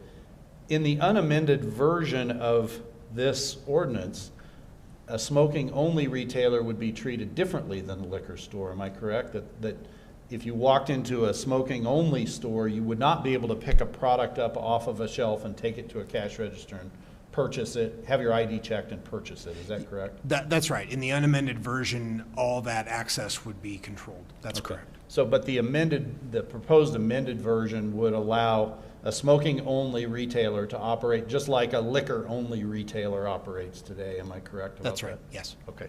Thank you. I see no other questions. Ms. Miller, you may make your motion. Thank you, Your Honor. I move that Council Bill 21-026, an ordinance enacting and amending certain provisions of Division 3, smoking restricted in public places, of Article 7, air pollution, of Chapter 38, environment, of the Arvada City Code to prohibit persons under the age of 21 from entering smoking businesses, to prohibit the sale or distribution of tobacco products to persons under the age of 21, and to prohibit self-service displays of tobacco products, with an amendment to the original version of the proposed ordinance be approved on final reading numbered 4773 and ordered published in full. The proposed amendment would exclude smoking businesses as defined in the ordinance from the ordinance's self-service prohibition, but retain the, is that prohibition? On vending machines for smoking businesses. Did I read that right? You did. Thank you. That's my motion. Mr. Marriott. Thank you, Your Honor. I just want to make a comment before I vote on this motion. I will be supporting this motion, and I want to thank Councilmember Miller for making the motion and including the proposed amendment in it. I think this just makes sense. There are things that some of us may define as the perks of adulthood, and I would include liquor and smoking and certain things that I don't necessarily participate in as those. And while I may not participate in them, other people do. These are legal products, legal things to do with your time and money, and I think it makes complete sense for them to be treated the same. We have a long history of liquor enforcement, liquor sales, and it appears to me to be working pretty well. In fact, last year during the Prohibition, liquor rules were relaxed substantially between allowing restaurants to sell liquor both to go as well as sell bottles, retail liquor that they weren't able to. And near as I can tell, that created little to no problem within our community. And so I think having separate ways of operating for retailers, depending on whether they sell liquor or sell tobacco, makes no sense. And being a retailer myself, I really appreciate when their thoughts are taken into account and accounted for, and I agree this is the right way to go about it. So I will be voting yes. Mr. Pfeiffer? I just want to thank Mr. Marriott for bringing those comments up, because you're right, we should be treating all businesses right. So I want to go through a few things in our ordinances. I'm sure none of you know I was going to do this, but I'm going to put it out on you right now. So section 38-306, smoke-free public entrances. Smoking shall not occur within 25 feet of any public entrance to any premise to ensure that smoke does not enter the enclosed premise through entrance, window, ventilation system, or other means. When you go up and you define what smoke is, or smoking, it includes the possession of electronic smoking device which emits a vapor or which is otherwise active, burn, lit, or operating, and that's under section 38-303 under definitions. And to further the definition, smoking business includes retail outlets or the majority of their sales of retail of electronic smoking devices or other electronic smoking products and accessories in which engage primarily in the sale of retail of electronic smoking devices, so on and so on. But what interests me in our ordinances, and this is where it gets me a little bit sideways, and Mr. Marriott made it very clear about treating them all equal and giving them that same access, is in section 38-304, smoking prohibited, except we're amending this as any person who is 18 years of age or older may use or operate electronic devices within the store. So the sections actually contradict themselves except for this section here, which gives a special use to vaping only stores to a vape inside. So what I'd like to propose is an amendment or to your motion to just strike the exception, because it does make it different and it doesn't follow the other sections within the ordinance.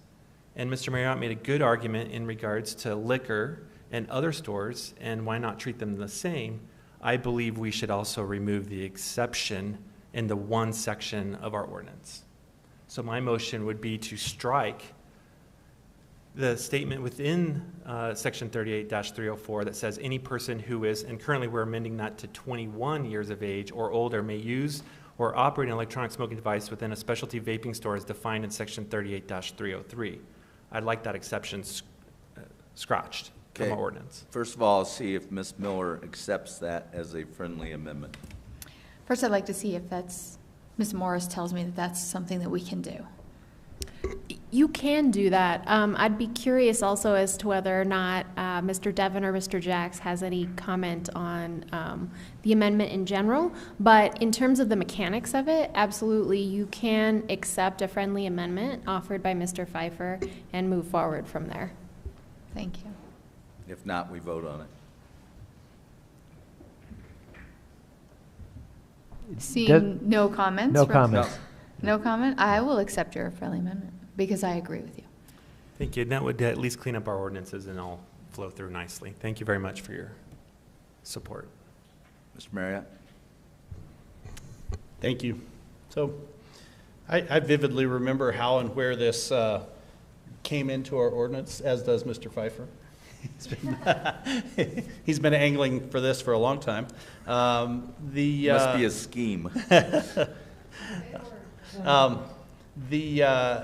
My recollection of this was when we adopted vaping into our existing smoking ordinance, that we at the time, and I believe we still do have one or more maybe, we had some vaping-only specialty retailers.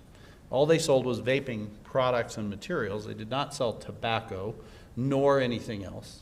And at that time, in speaking with them before we took legislative action that harmed them, I proposed a motion at that time that allowed those specific businesses, these vaping-only businesses, to allow sampling of nicotine-free products within their store. And it was based on the logic that these businesses said, look, everything we sell you can buy on eBay or Amazon, and you can get it all kinds of different ways. The reason a customer might choose to buy from us is because they can come in and sample any one of the 300 different flavors that we sell, and then they would buy the products from us. And so at the time, it seemed like a very limited and very warranted exception.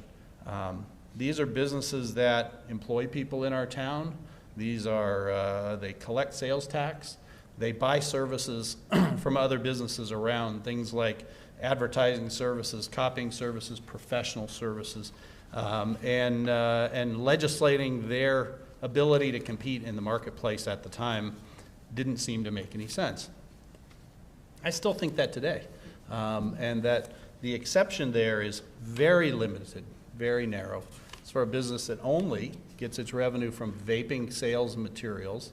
It allows sampling with this new ordinance for those of 21 years of age and older, only within the store, and of nicotine-free product to help them make a purchasing decision. So, for me, I still believe that that this particular exception is warranted. I believe that not having this exception harms retailers within our city. And with the accepting of that as a friendly amendment, I will no longer be voting yes on this motion. I'll be voting no.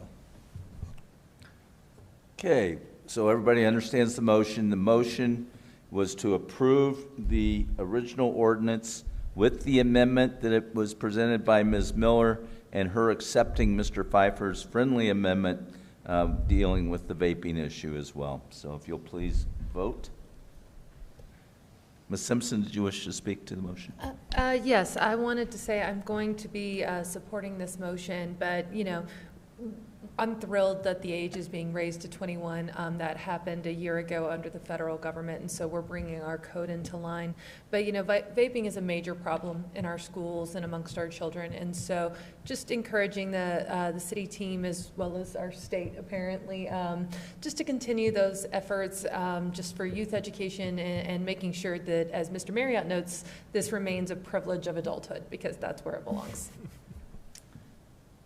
Okay, the motion passes 6-1 with Mr. Marriott voting no for the reasons he stated.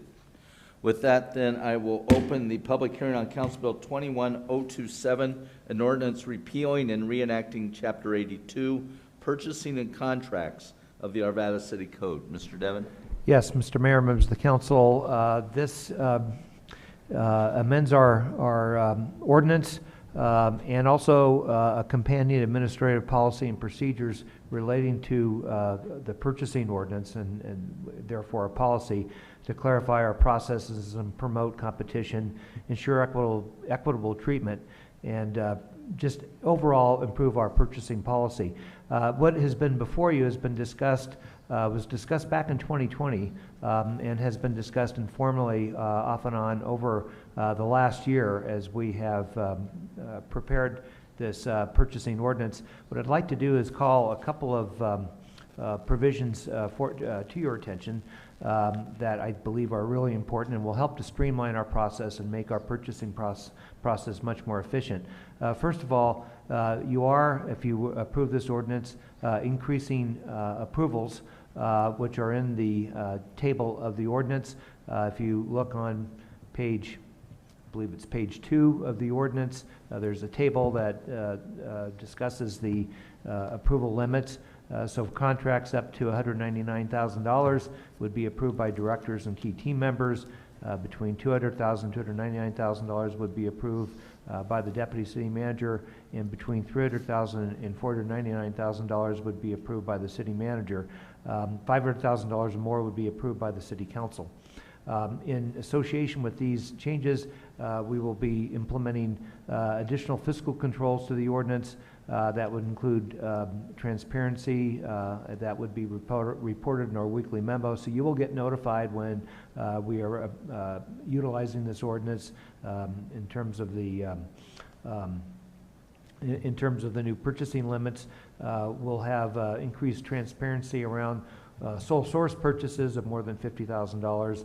That will be reported and published by the purchasing manager for you to review. And then finally, we'll have cooperative contract purchases of $200,000 or more will be subject to enhanced oversight. So these would be the kind of purchases where we work with purchasing cooperatives, where there's bids that have been developed through, for example, regional measures in order to receive certain goods and services. We've adopted changes to the purchasing ordinance over several years, and what we're proposing here tonight will be to establish consistency between the proposed purchasing ordinance as well as the purchasing policy. We also have our members of our city attorney's team here. I believe Nora Steenson, who worked very hard on this ordinance, and she can answer any questions that you may have, and we are recommending approval of the ordinance. Is there any member of the public that wishes to address City Council on this matter? There being none, I'll close the public comment portion, open up for City Council questions or action. Ms. Ford? I'll make a motion if no one has questions. There are no questions. You may proceed. I move that CB 21-027, an ordinance repealing and reenacting Chapter 82, Purchasing and Contracts of the Arvada City Code, be approved on final reading, numbered 4774, and ordered published by title only. Motions for approval. All votes are cast. That passes 7-0. Thank you. And now I'll open the final public hearing of tonight, Council Bill 21028, an ordinance submitting proposed amendments to sections 4.3, 4.6, 5.13, and 5.14 of the Charter for the City of Arvada to the registered electors at the November 2nd, 2021 regular municipal election and setting ballot titles. Mr. Devon. Oh, Ms. Morris. Thank you, Your Honor. So Ms. Winter and Mr. McGough did a great job of introducing this issue earlier today during public comment. Just because I didn't want to stick around until this point in the hearings, but go ahead. So I won't belabor or re-describe all of the great and amazing work that the Charter Review Committee did in reviewing proposed amendments to our city charter. Just this particular proposed ordinance is the final product that comes out of that process with the Charter Review Committee. The purpose of the ordinance is to set titles for 4 proposed ballot measures, making amendments to city charter sections 4.3, 4.6, 5.3, 5.13, and 5.14 of the charter. Those 4 proposed ballot measures would accomplish the following. First, the voters would vote on whether to delete language in section 4.3 of the charter, which prohibits an employee of another municipality from being qualified to hold Arvada City Council office. Second, whether to amend 4.6 of Arvada Charter to increase the number of days to fill a city council vacancy from 30 days to 45 days. And the third and fourth ballot measures have to do with increasing the number of days to circulate petitions for initiative and referendum from 30 days to 60 days. In order for these questions to be on the November ballot, City Council must adopt an ordinance submitting the ballot measures to voters and setting the language for ballot measures no later than August 16th, 2021, as that is our last business meeting before the deadline. The Arvada team recommends that City Council approve CB 21028, an ordinance submitting proposed amendments to sections 4.3, 4.6, 5.13, and 5.14 of the Charter for the City of Arvada to the registered electors at the November 2, 2021 regular municipal election and setting ballot titles. Thank you. Do we have any public comment on this matter? I'll close the public comment portion. Ms. Simpson? I'd like to reserve the motion. Okay. You may, Mr. Pfeiffer, do you wish to speak, or? Okay. You may make your motion. All right, perfect. And also like to quickly speak to the motion. So I had the honor of serving as the vice chair of the committee along with Mr. Marriott. It was an absolutely great experience. We had to do it all via Zoom due to, pandemic. But I would say we had great conversations. There was a lot of respectful dialogue back and forth, a lot of wonderful ideas, and a lot of recommendations came out of that committee. These are not the only 4. These are the 4 that we whittled it down to, but certainly I think a lot of those ideas will probably be coming back in the future. They may be something we need to revisit, or we may look at enacting some of those ideas that the Charter Committee recommended via ordinance instead. So I don't want anyone who was on the committee to think that this is the only thing that got attention. It's certainly not. But yeah, I'm just really proud of the work that we all did. Thank you, Nancy. Thank you, Brett. I see you over there. And great work to everyone who came out and served for that. It was volunteer time in the evenings when we could have been with our families. So thank you for your service to our city. All right, and with that, I move that CB 21-028, an ordinance submitting proposed amendments to section 4.3, 4.6, 5.13, and 5.14 of the Charter of the City of Arvada to the registered electors at the November 2nd, 2021 regular municipal election and setting ballot titles be approved on final reading numbered 4775 and ordered published by title only. Mr. Pfeiffer? Yeah, I just want to echo some of Councilmember Simpson's sentiments. The Charter Committee only meets every 10 years, like they said, and it's such a heavy lift. And, funny enough, I think it's always good to see what our charter really is, because I carry it in my bag. And it's just this little thin piece, but it's so important that it's accurate and reflective, but yet keeps our community agile enough to do the good work that we do every day. And the folks that are on the committee, to me, it's monumental and it's important, the work. And these amendments that are proposed and that City Council's adopting are definitely, to me, the top 4. We do need to address a few things, and I do believe that the petitions for initiatives and referendums is an important piece. I've always didn't understand why we prohibit anyone from another city to be on city council, yet I work for the state or county is completely fine. It doesn't make sense. So it's good cleanup effort, and hopefully we'll get this all approved. I would just ask that the citizens, do their research, go out and vote, support these amendments. These are good amendments. It's good work that the team did. And I look forward to be on the ballot, and I'll be supporting not only the motion, but I'll be supporting the changes.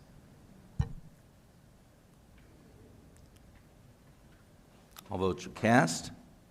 That passes 7-0. That completes our public hearings. Is there anyone signed up for public comment at this time, or any of our audience like to address us at this time? Not? Close the public comment portion. Reports from City Council. Ms. Miller, do you have a motion? I do, Your Honor. I move to appoint Councilmember David Jones to the Jefferson County Corrections Board.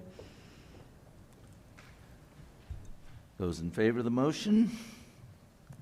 All votes are cast. That passes 7-0. Thank you. Thank you, Mr. Jones, for doing that. I served on that board for 10 or 11 years, and it's a very important board that really looks at the issue of whether or not certain individuals should be released back into the community or not. And so it's very important, and I know you're doing a good job there. With that, I will then see what our other council members want to speak to. Ms. Simpson?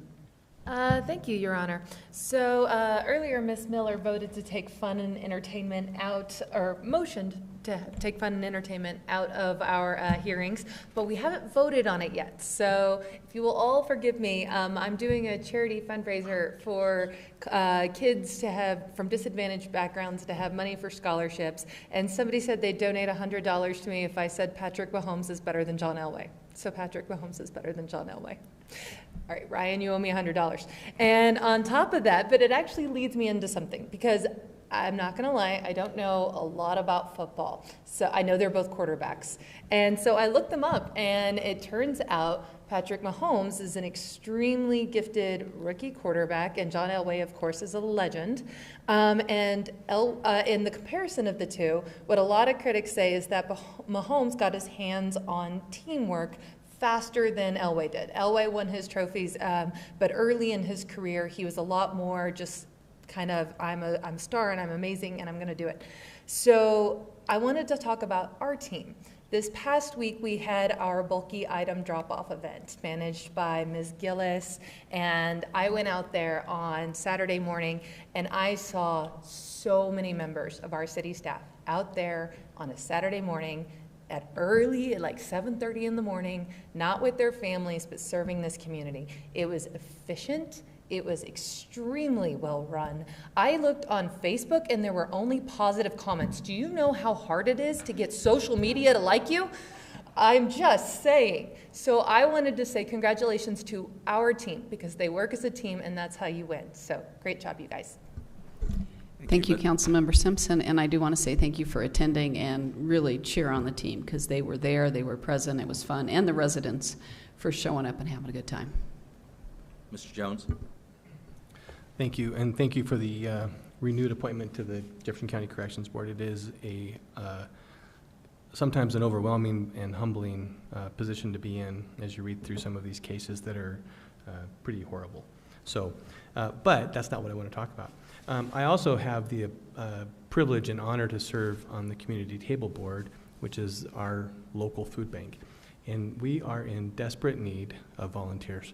And so I'm just putting a shout out to anyone who can hear my voice in this room or abroad to really consider where you'd like to serve in the city. And if you're looking for a place to serve, the Community Table could use you tomorrow. And so reach out to the Community Table for an application, and they would be glad to have your help. Thank you. Mr. Fiver. So I want to thank the council for your support while I was out the last 2 Mondays. And for those that don't know, I work for CDOT during the day, and I spent most of my time in Glenwood Canyon. And through that process,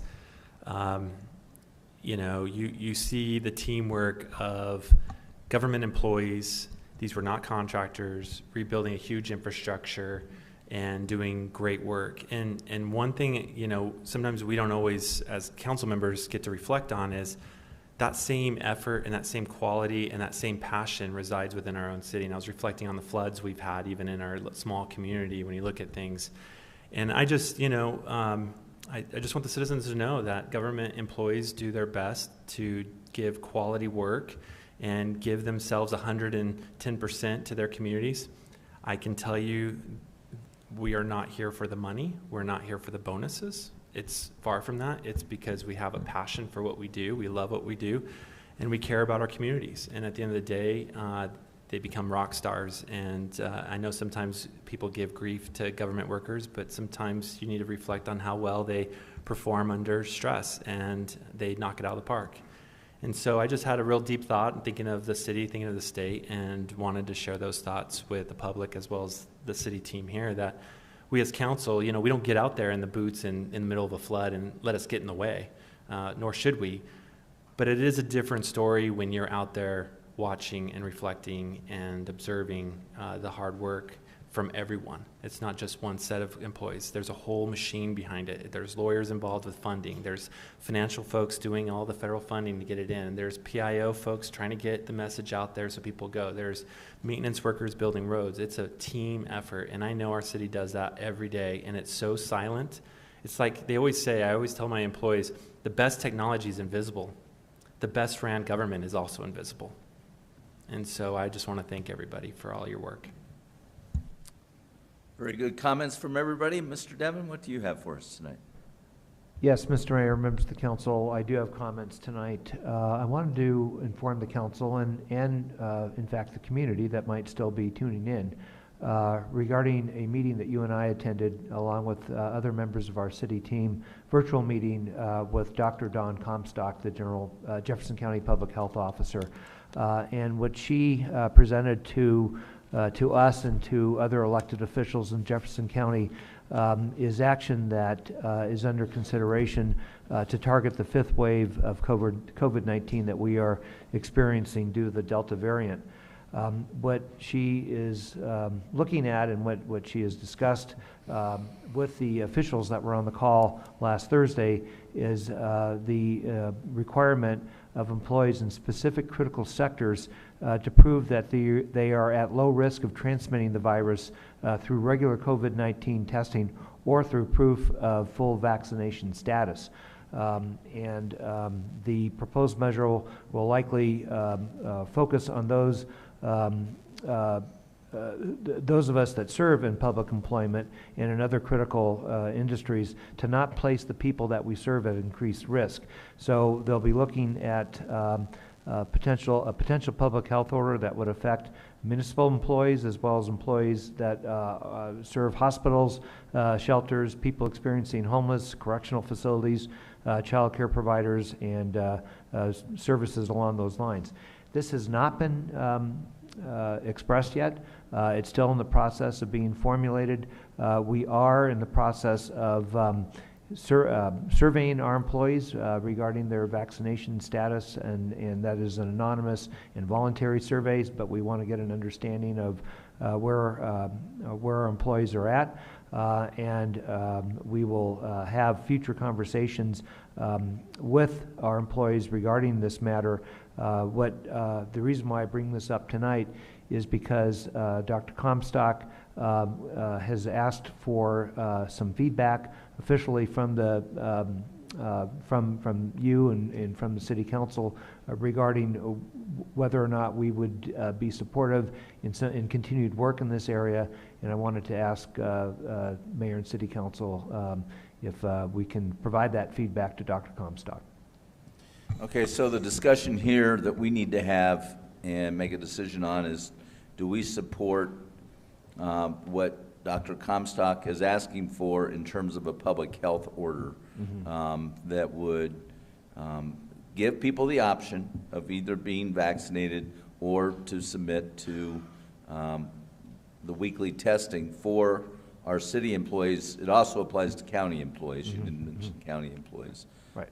But during our call, we indicated as mayors that we wanted to come back to our city managers to get feedback and also talk to our city councils. So now is that opportunity to give me some input.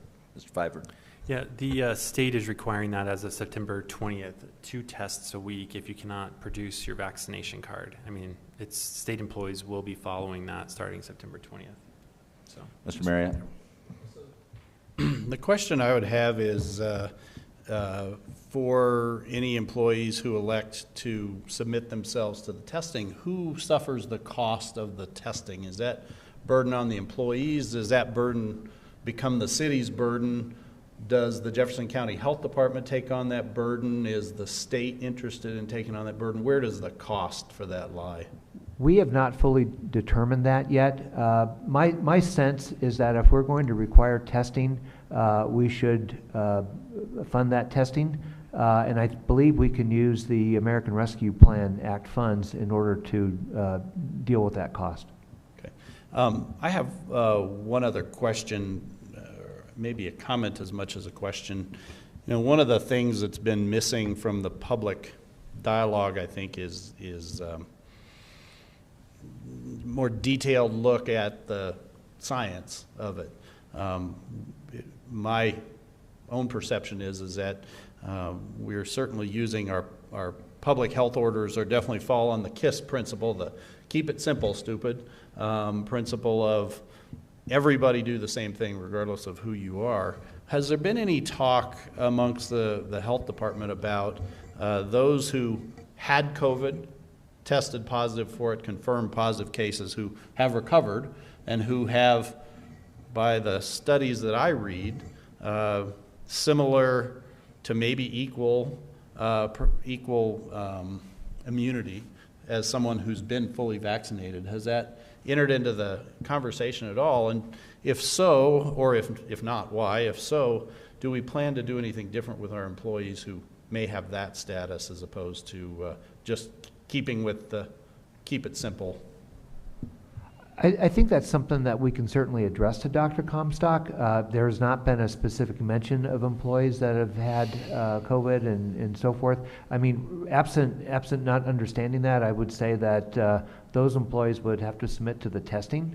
But again, I think that's something we could certainly have further conversations on. Right. Okay, thank you. Ms. Miller? Thank you, Your Honor. I would support the position of the Jefferson County Public Health Department. I feel like whether you get vaccinated or not, you have a choice. You have that choice.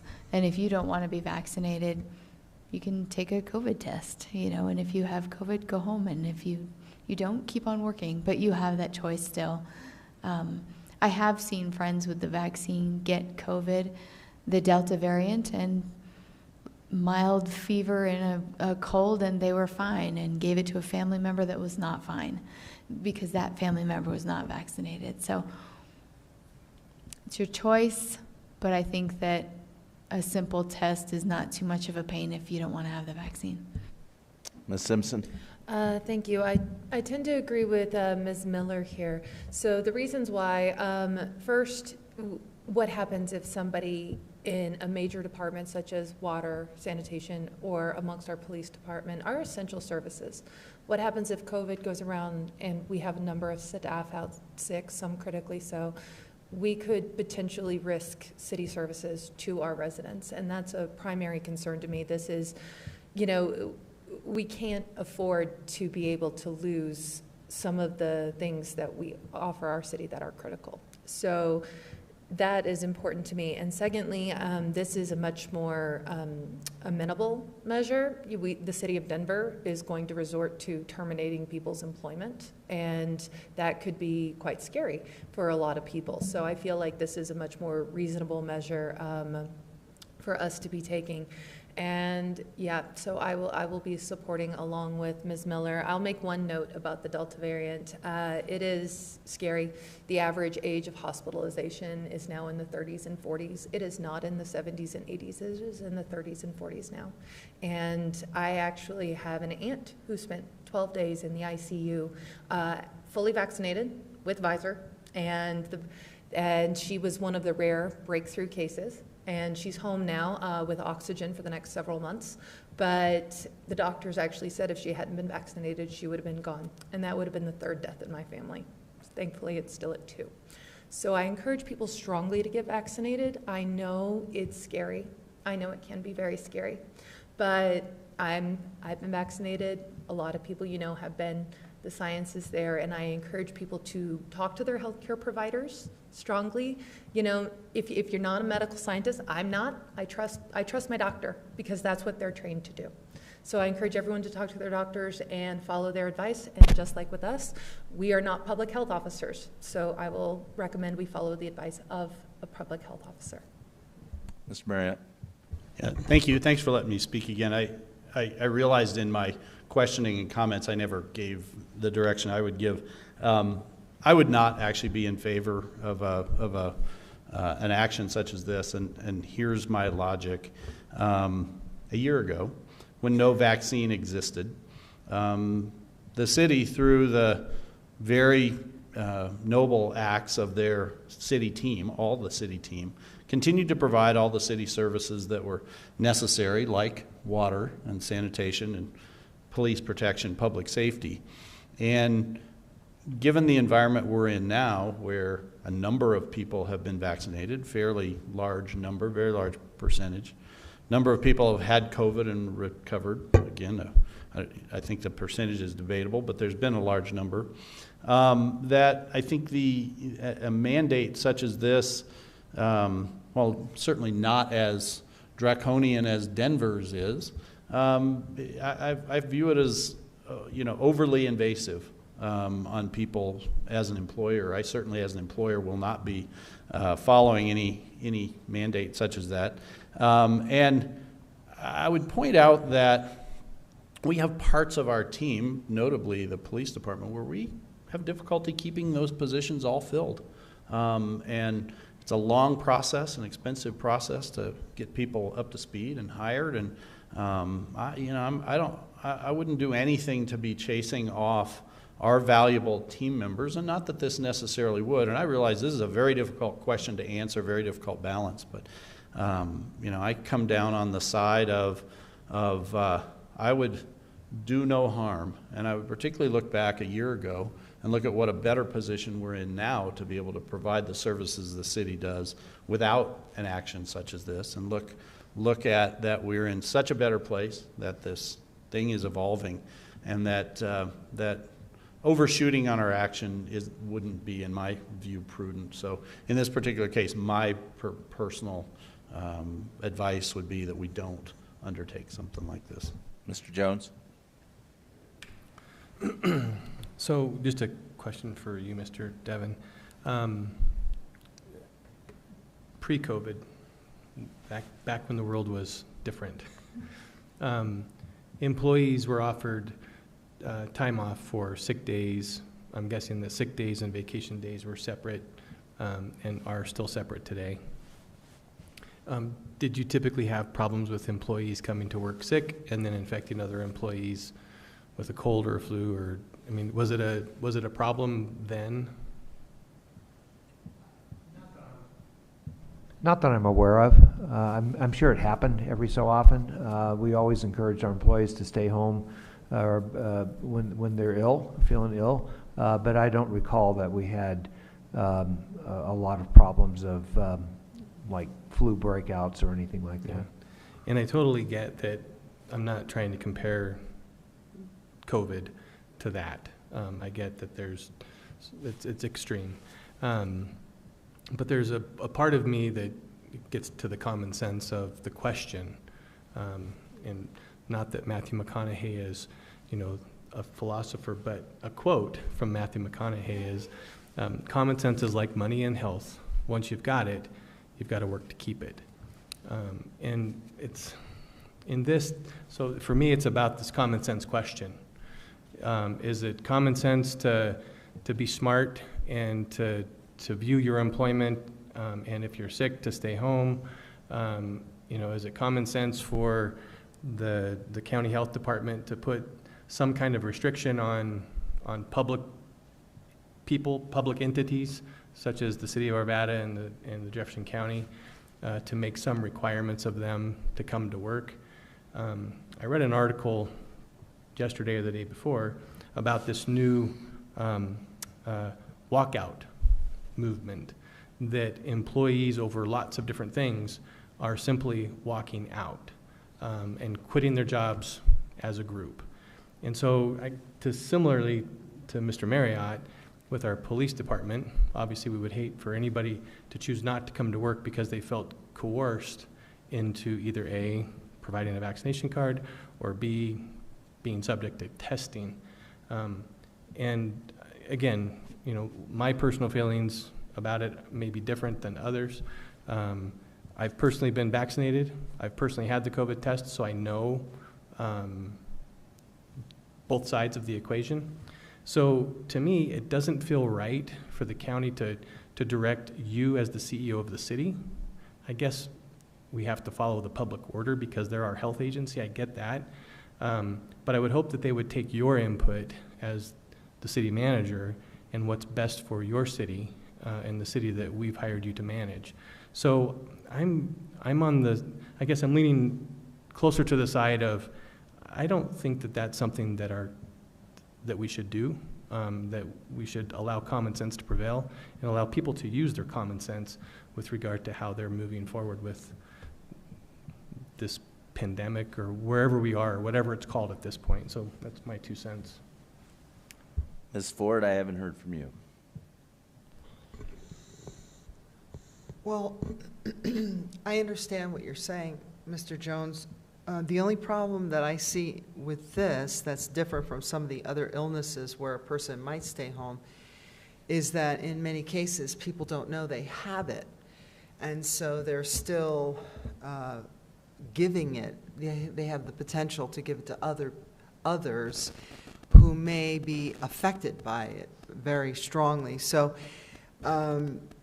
I'm definitely in favor of it because I'm pro-health. I think that we want to be as healthy as possible. And In terms of Mr. Marriott's question, though, in talking to a friend of mine who just had COVID and a very bad case of it, and his wife who thinks she might have had COVID but isn't quite sure, and she mentioned to me that they, whoever they are, and I haven't heard this, so I would like the answer to this, actually. And I didn't have a chance to research it today, but she was telling me that people who have had COVID, if they get the shot too early, I believe that they can actually have a very bad case of it. So that's something that I would like to, maybe get information from the experts about. What does a person do if they've had COVID? Is there a certain time limit that they should get the shot or whenever?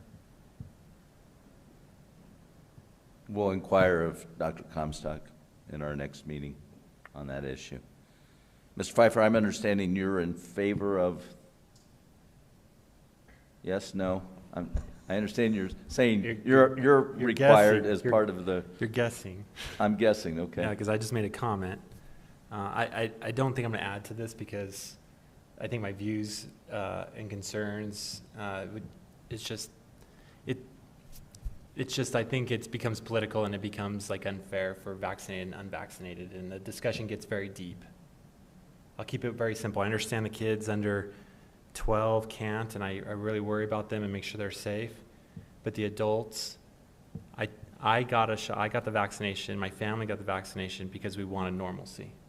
We wanted to protect our elderly, our parents, our grandparents, our kids. And I think this has become a political and just a rights issue that somebody thinks it's their constitutional right to, now I have to wear a mask because they decided not to put a shot on or get a shot. And so now that puts us into a weird place for me. And so I'll stop there because I'll go real deep. But I think out of the protection of our community, I think we should, you still don't need to have your vaccination, you just have to do a test. And the tests are not intrusive. So, and they're self-administered, I'm sure the ones that the city would do. And, I would support the testing. Yeah, this has been an interesting discussion. What's been very clear from the health department, at least here in Jeffco, is a very strong belief not to go back to mask mandates for the general public. Now, I understand there is going to be a mandate now. I think, Mr. Pfeiffer, you mentioned that in the schools. And there's going to be, I'm sure glad I'm not on the school board, let's put it that way. But, there's a real strong belief that particularly just the cloth masks aren't the answer, and to go back to that kind of mandate. And to your point, Mr. Pfeiffer, that I think there is going to become more and more anger from people who have been vaccinated if more draconian measures start kicking in, and they're going to be angry towards those who have not been vaccinated. And I picked that up from Dr. Comstock in terms of just her tone in some of the discussions we're having of just get your shot and be done with it. Now, I've had my shots, my wife's had her shots, my 87-year-old mom's had her shots, and we're all doing great. And, I'm hoping that once these vaccines have gotten full clearance versus the experimental or the emergency clearance, that will help. I'm not overly optimistic because I think people they're using that as an excuse for not getting, well, it hasn't been formally totally approved, but, we've been doing vaccines in this country and in this world for years and years and years. So I err on the side of getting the shot, and I think we as public employees and public servants have a slightly different standard, and we need to lead by example. And for that reason, that's why I will be, based upon the comments here tonight, I'll be indicating to Dr. Comstock that we do want the public health. And I think it's better if it comes from the public health order because it's going to be uniform for Jefferson County, which I think is the right way to go. What's Adams County? Is Adams County going to do it too? Because we're in both counties. Yes, Councilmember Miller, or Mayor Pro Tem Miller, I'm not aware, I have not received any information from Adams County. Usually, the Metro Health agencies work in a coordinated manner. What else do you have? Anything else controversial you have for us tonight, Mr. Devon? No, Mr. Mayor. Ms. Morris? Nothing controversial from me either. Oh, darn. We stand adjourned.